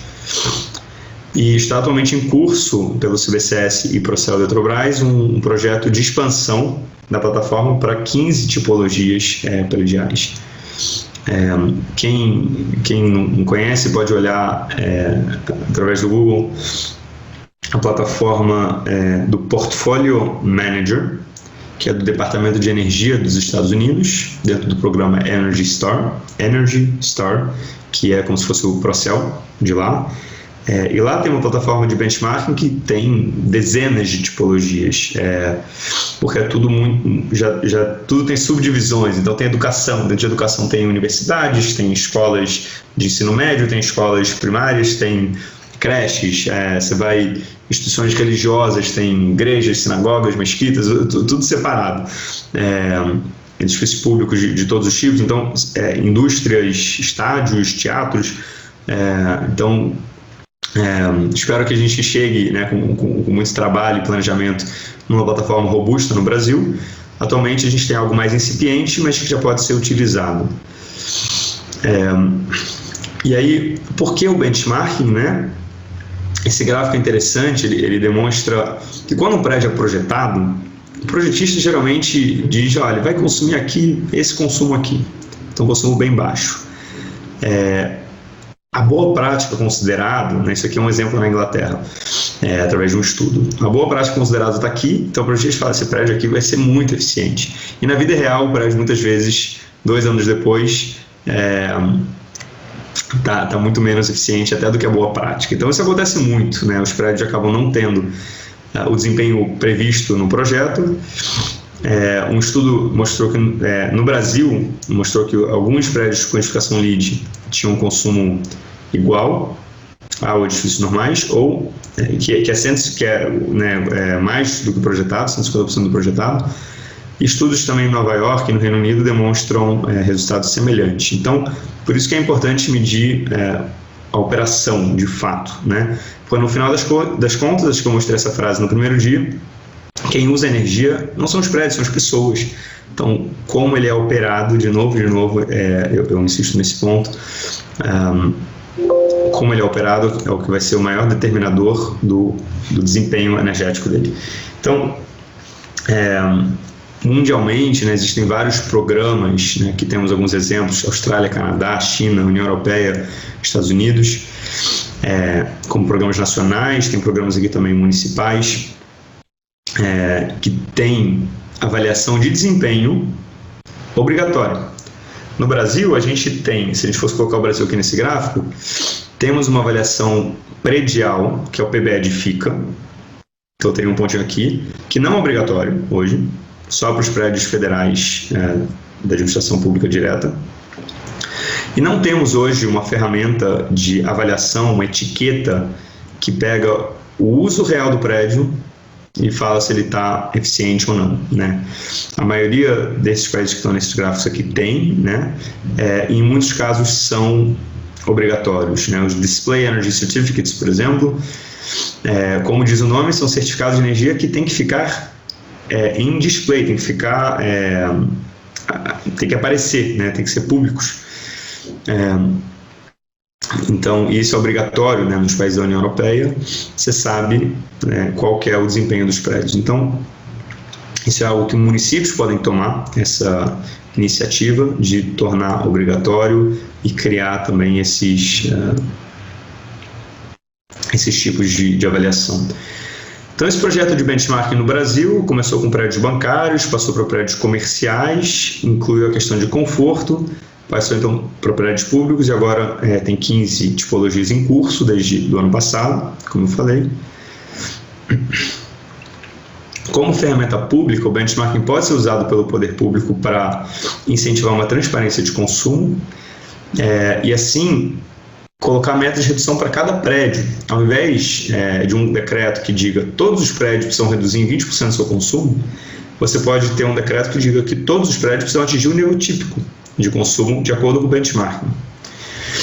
Isso ajuda a direcionar esforços. Para que eu vou gastar muitos recursos num prédio que já é eficiente para tentar encontrar aqueles 20% em algum lugar, quando na verdade eu podia estar usando esses recursos para conseguir uma economia muito maior num prédio que já está super ineficiente.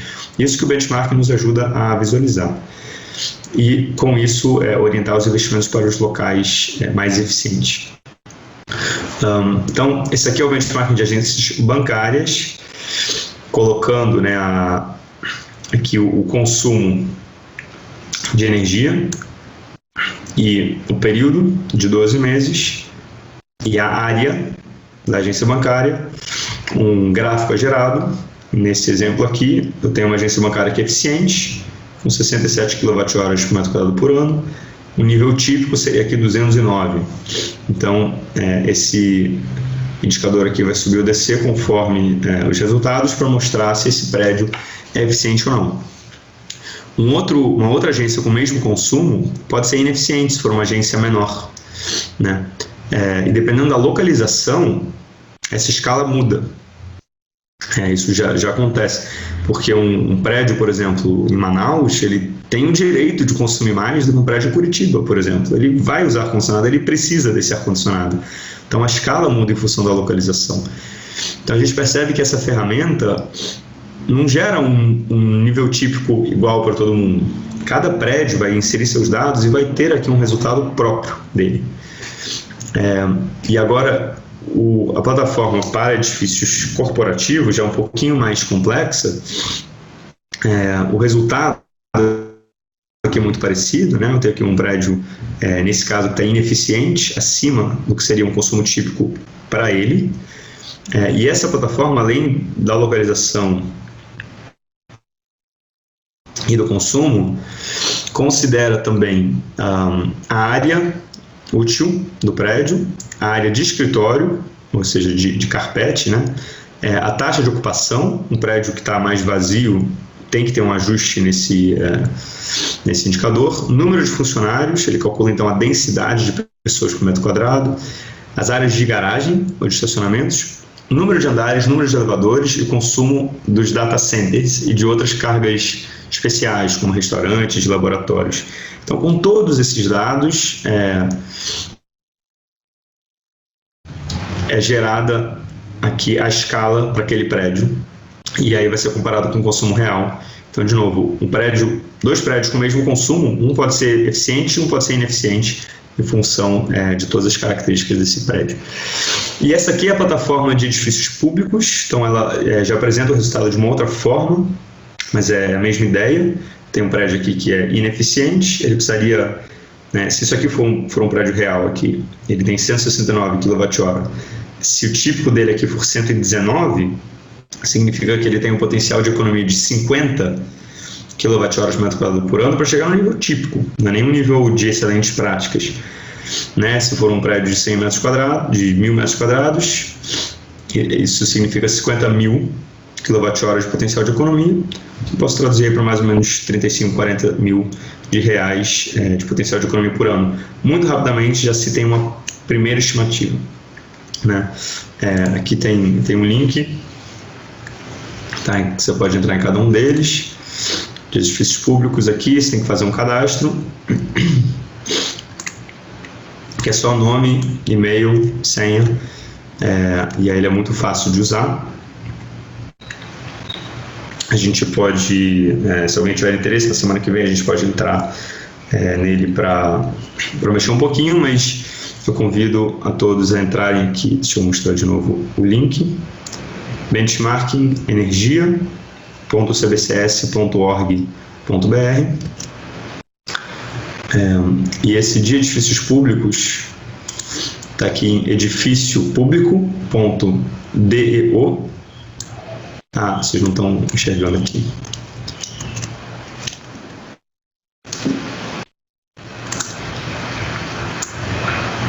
Eu vou colocar aqui para vocês também o link direto.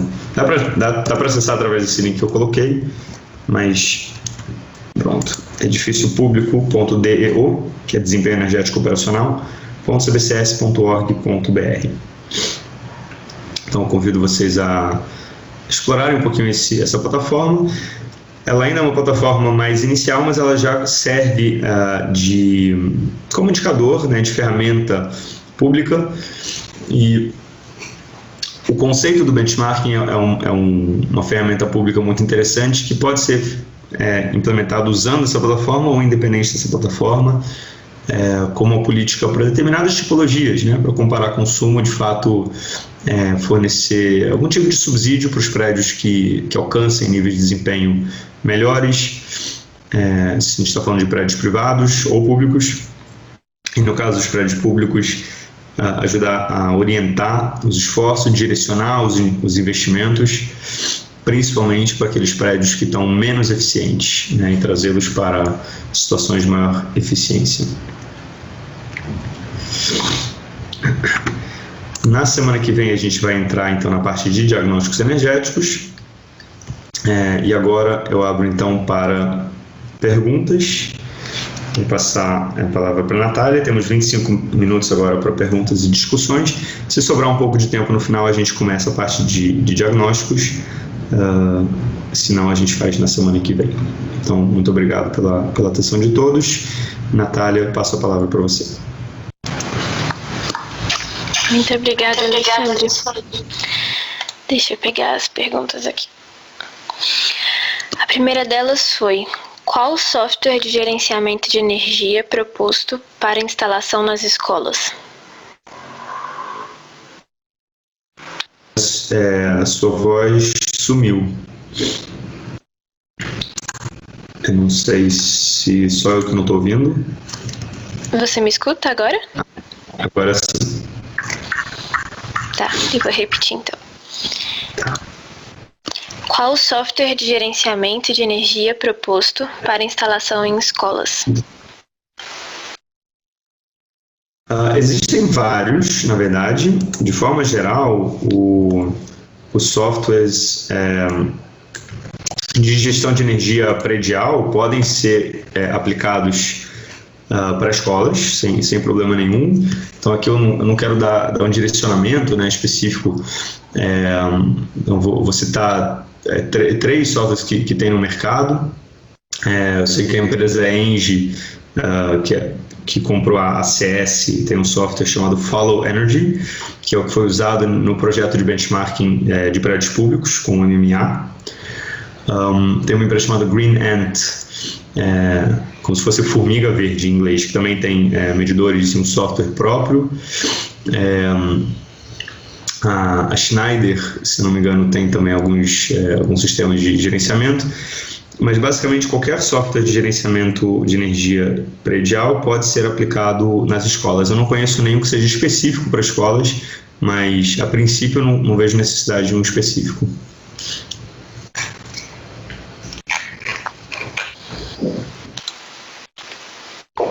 Ok, vamos para a próxima pergunta. Alexandre, você falou bastante sobre o calor e o ar-condicionado, pensando em refrescar o ambiente em Porto Alegre. Mas como o estudo foi realizado justamente em Porto Alegre, foi levado em consideração o frio? Pensaram no ar-condicionado para aquecer o ambiente? Foi pensado no conforto térmico em relação à época de frio? Foi sim, obrigado pela pergunta. De fato, eu não mencionei esse ponto. Em Porto Alegre, as escolas sofrem com bastante calor no verão e bastante frio no inverno, sim. Uma das medidas propostas, que é o isolamento térmico na cobertura, traz também uma redução do frio no inverno. O isolamento, na verdade, vai fazer com que a temperatura interna seja menos afetada pela temperatura externa. Então isso já vai trazer uma ajuda. A pintura do telhado não, ela só ajuda no verão. Foram estudadas outras medidas, como o isolamento térmico da fachada das escolas, mas foi considerada uma medida que seria demasiadamente complexa e muito mais cara e traria uma interrupção muito mais importante, porque requer uma quantidade de obras maior. E também a área envidraçada é bastante grande, então a eficácia dessa medida, que ajudaria também no inverno, também não é tão boa. Boa parte do problema no inverno nas escolas, que não seria resolvido pelo isolamento térmico do telhado, é que a parte envidraçada da fachada não tem uma qualidade muito grande em termos os vidros não são vidros de alto desempenho, são vidros simples. Existem muitas frestas, né? A vedação da fachada não é boa, o que é muito comum nos prédios no Brasil, em geral, muito mais prédios públicos e escolas, mas isso é uma questão geral, eu acho, no Brasil, diferente da Europa e dos Estados Unidos. Então, além desse problema de vedação que faz com que o ar passe, né, que causa um problema no inverno, tem também muitas escolas com vidros quebrados. E isso entra nesse problema de manutenção que a gente estava falando. Qualquer problema de manutenção mesmo tem um tempo de resposta mais longo, e isso eu já vi também em vários municípios com os quais já trabalhamos, por conta de falta de pessoal, né? Uma equipe de operação e manutenção muito pequena na secretaria faz com que esses tempos de resposta sejam mais longos, e assim a escola muitas vezes espera quebrar uma quantidade maior de vidros para solicitar um reparo, porque não teria como ela pedir isso o tempo todo. Então esses vidros quebrados são um problema muito grande no inverno. Então a questão de melhorar, ou de repensar a operação e manutenção das escolas já ajuda a resolver por esse ponto. E nós não colocamos aí medidas, mas que poderiam ser pensadas de melhoria do envidraçamento, ou seja, colocar vidros de mais alto desempenho. Vidros duplos, por exemplo, vidros com fator solar tal que reduza, né, a transmissão de calor, nesse caso para não sair o calor das salas de aula para fora. Mas também a substituição de vidros é uma medida extremamente cara. Então, nas escolas que têm mais frio, isso pode ser mitigado, às vezes através de uma película, pensando no inverno, né, para manter o calor dentro.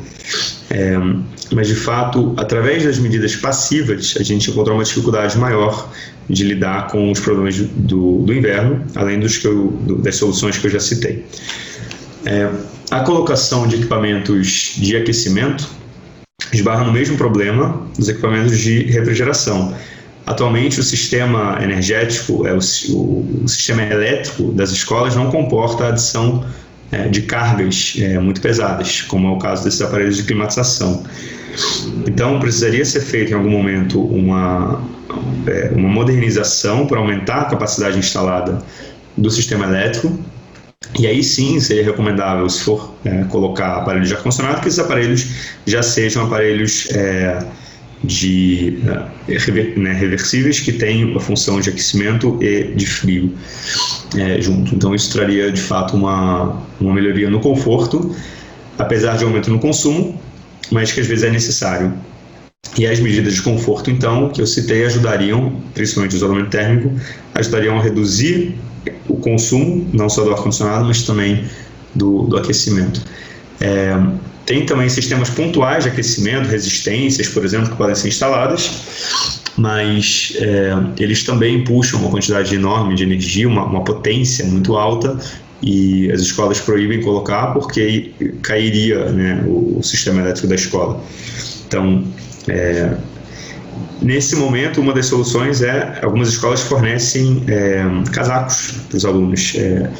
E aí entra uma questão social também, que também não pode ser dissociada da questão da eficiência energética. Tudo realmente tem que ser visto de uma forma holística, que em zonas mais carentes foi relatado que muitos alunos vão para a escola de camiseta, bermuda e chinelo, inclusive nos meses frios, porque às vezes a família não possui um casaco ou um tênis fechado. Então muitas escolas têm, através de doações ou aquisições mesmo, casacos, tênis que emprestam para os alunos nos meses de frio. Então, assim, o ponto que você está trazendo do frio, isso é para dizer que é um ponto extremamente relevante, que tem que ser tratado, e que a solução não é fácil. Na verdade, é um conjunto de todas essas questões. É claro que para novas escolas, aí se deve pensar em escolas já preparadas para a variação de temperatura. Então, aí sim, escolas com material na fachada que garantem uma inércia térmica maior, ou seja, escolas que reduzem a transmissão do calor entre o ambiente externo e interno. Aí sim, vidros com maior desempenho térmico, fachadas bem vedadas, e isolamento térmico. Uma escola nova no município, qualquer município, mas no sul principalmente, pensando no frio, já deve ser construída com essas características, e também com mais fachadas norte que usem mais energia solar, né?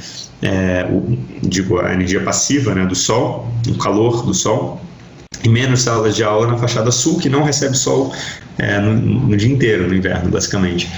Então, para prédios novos, existem muitas soluções para mitigar isso e para trazer um conforto passivo, sem precisar de muito uso de equipamentos de climatização. Para as escolas existentes, o desafio é maior, e espero que essas informações que eu trouxe possam ajudar de alguma forma. E de novo, desculpa, mais um ponto. Isso é um estudo para todas as escolas de uma vez, né? 99 escolas. Então, não foi possível entrar em projetos detalhados escola por escola. Uma escola recebeu um projeto detalhado, como parte do piloto, e aí, caso a caso, é possível fazer simulação energética e testar diferentes soluções, mas lembrando que isso é um projeto feito em massa, né? Foi preciso priorizar as ações que iam trazer maior retorno pelo investimento, que fosse impossível fazer com um mínimo de projeto detalhado, né? E maior facilidade de replicação.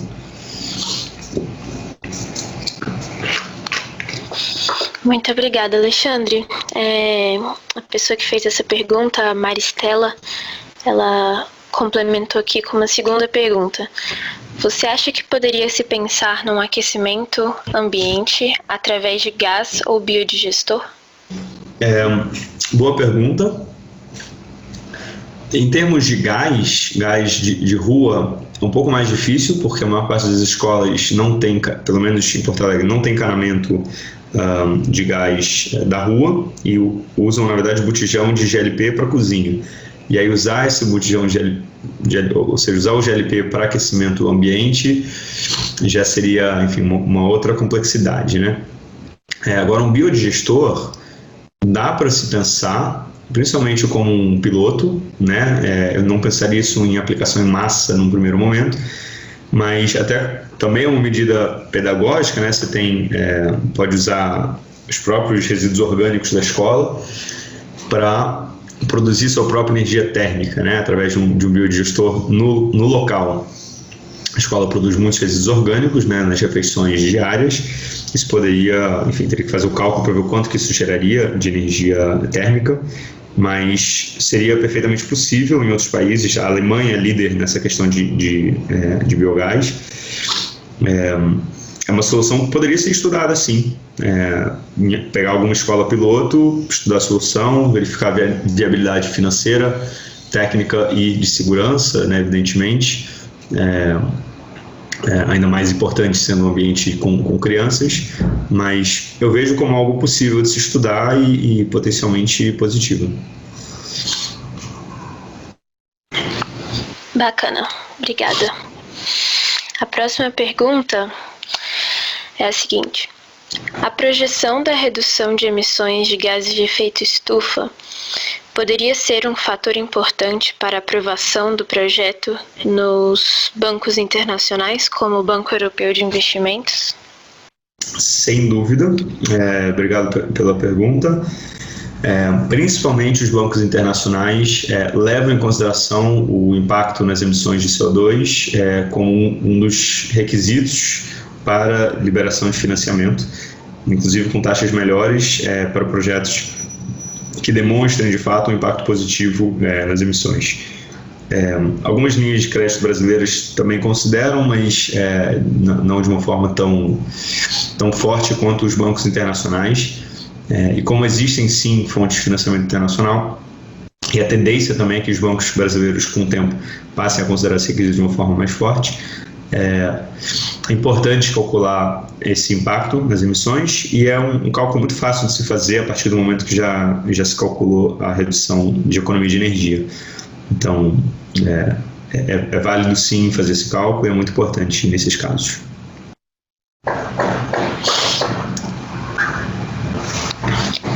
Perfeito. A próxima pergunta é a seguinte: Alexandre, o que você diria a respeito da possibilidade de instalação de aquecedor solar de baixo custo para a redução dos 3% de consumo de energia com aquecimento de água?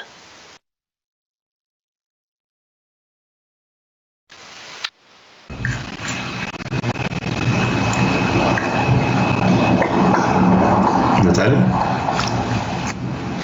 Oi. Oi. Você pode repetir o início da pergunta, por favor? Claro.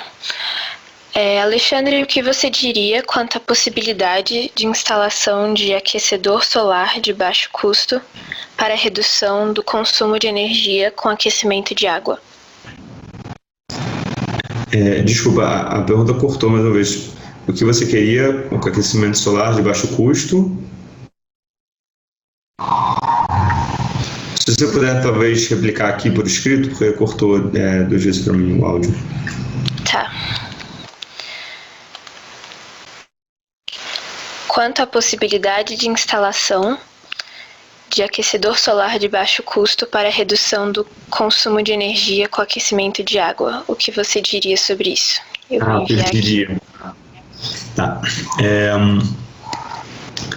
Precisa ser feita uma avaliação do volume de água quente que é usada na escola, né? Isso pode ser interessante ou não. A gente não fez esse estudo, então não posso te dar uma resposta precisa. De forma geral, num hotel, por exemplo, no hospital, que tem muito uso de água quente, isso tem um interesse e uma viabilidade maior. O uso de água quente nas escolas não é muito grande. Sim na cozinha, né? Para isso tem o GLP, mas não é usado nos banheiros, na própria cozinha não é o dia inteiro que se usa a água quente. Então, é preciso ver se o investimento que vai ser feito vai trazer alguma redução, né? Que viabilize esse custo. O cálculo precisa ser feito caso a caso, mas geralmente envolve o volume de água, né, e o número de horas de uso de água quente que vai ser usado. Se alguém tiver até... O número foi de 3% de consumo de energia. Eu não, esse número não foi apresentado aqui nessa apresentação, ou não sei se esse é um dado que você está trazendo de outro projeto, ou talvez foi alguma interpretação, alguma coisa que eu falei que foi interpretada de uma forma diferente. Mas precisa ser feito um cálculo caso a caso para ver a viabilidade. Em princípio, não teria por que não poder usar, né, aquecimento solar para aquecimento de água da cozinha, mas se o volume é baixo, às vezes não vale a pena.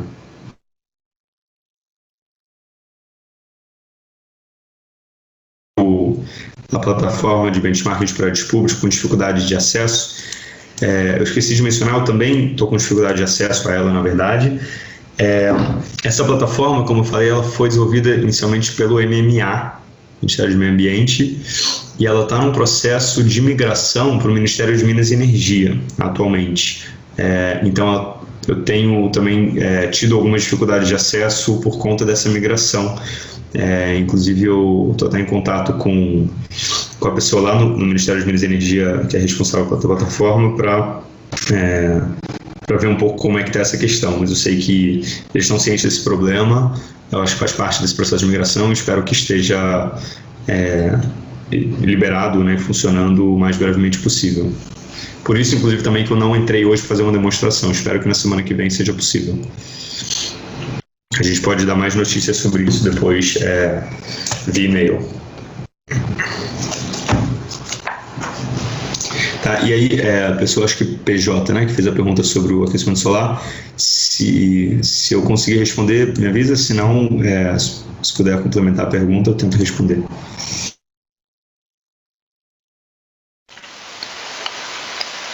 Obrigada, Alexandre. Você me escuta bem agora? Agora sim, às vezes dá algumas falhadas, mas vamos lá. Tá bom, então vamos para a próxima pergunta. Foi aplicada a metodologia de etiquetagem RTQC nas escolas selecionadas como padrão? Por que sim ou por que não? Não sei alguma coisa aqui na minha conexão ou na sua, mas se você puder enviar esse ponto por escrito, porque realmente o áudio está chegando cortado para mim. Tá bom, eu vou enviar aqui.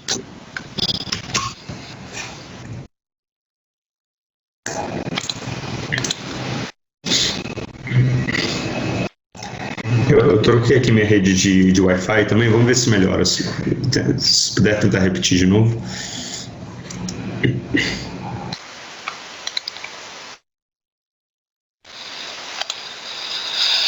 Foi aplicada a metodologia de etiquetagem RTQC nas escolas selecionadas como padrão? Por que sim ou por que não?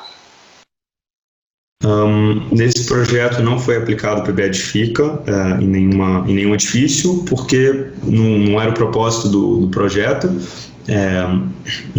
Acho que é importante sempre no início de cada projeto determinar qual que é o objetivo, né? E esse projeto tinha como objetivo específico colocar energia solar e reduzir o consumo de energia através de medidas de eficiência energética. Poderia ter um outro projeto, por exemplo, que tem como objetivo testar a aplicação do PBE Edifica em alguma escola, para depois poder replicá-lo para outras tipologias. Então, mas teria que pensar o porquê, né? Sempre que você faz uma política energética, uma política pública, pensar qual que seria o objetivo específico. E eu acho que nesse caso de Porto Alegre, o interesse principal deles não era especificamente demonstrar a etiqueta. Poderia ter sido usado como uma ferramenta, mas no caso de escolas também, os prédios muito provavelmente iriam requerer uma simulação energética. A gente conversou um pouco disso na semana passada. Prédios comerciais mais padronizados podem usar o método prescritivo do PBE Edifica, que é mais simples e mais barato também.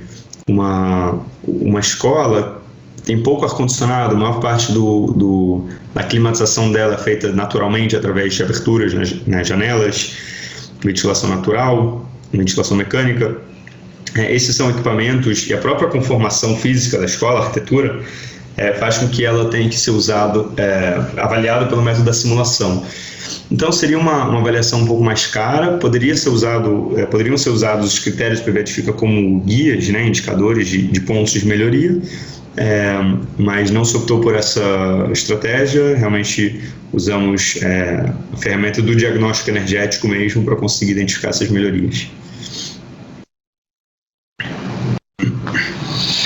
Obrigada, Alexandre. Vou passar para a última pergunta. Eu vou colocar no chat também, para caso você prefira ler.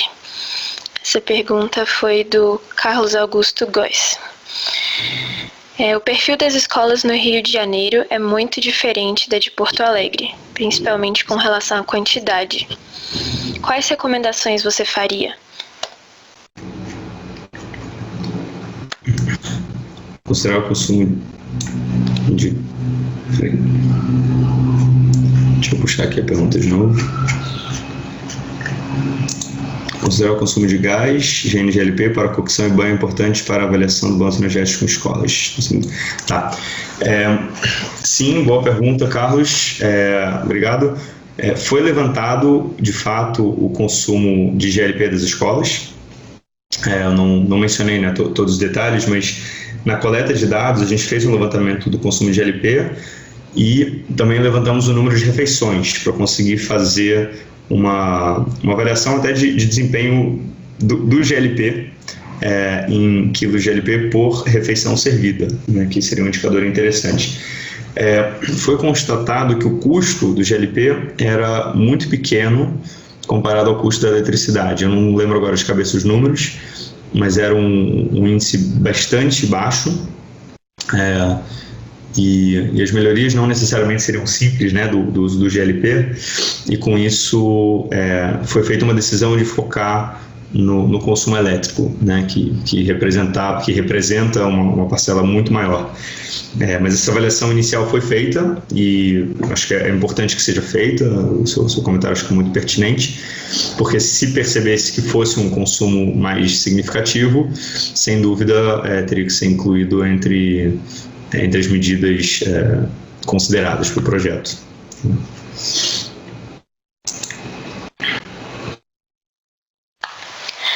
Bom, perfeito. Com isso, nós encerramos as perguntas. Hoje concluímos, então, o treinamento bem pontualmente, né? São 11 horas. Queria agradecer, Alexandre, pela exposição, pelas dúvidas que você tirou agora no final. Queria agradecer a todos a participação, as perguntas que vocês enviaram, os e-mails que a gente está recebendo. Mais uma vez, eu repito que é muito bom, a gente vê com muito bons olhos essa participação ativa de vocês. E queria reforçar, então, que estamos recebendo até durante essa semana a manifestação de quem tiver interesse de compartilhar alguma experiência de gestão de energia, de plunge, de ISO 50001 que você tenha vivenciado no seu município. E até mesmo como o Alexandre colocou, é muito interessante até mesmo para o município de vocês, né, compartilhar essa ideia, seja uma experiência boa, seja uma experiência ruim. Então é isso. Muito obrigada, pessoal. Alexandre, você quer falar mais alguma coisa? Eu queria agradecer mais uma vez a participação de todos. Eu percebi aqui duas perguntas que surgiram depois. A gente vai dar uma olhada depois para responder por e-mail ou responder na semana que vem. E semana que vem, então, acho que é bem interessante. Algumas pessoas comentaram na avaliação de feedback no início que queriam ver alguns casos concretos. Já mostramos hoje Porto Alegre. E também queriam ver outros exemplos de medidas de eficiência energética. Então, na semana que vem, a gente vai abordar também esses pontos. Então, acho que vai ser bastante interessante para vocês. Agradecer mais uma vez a presença e nos vemos, então, daqui a uma semana para encerrar esses encontros. Muito obrigado.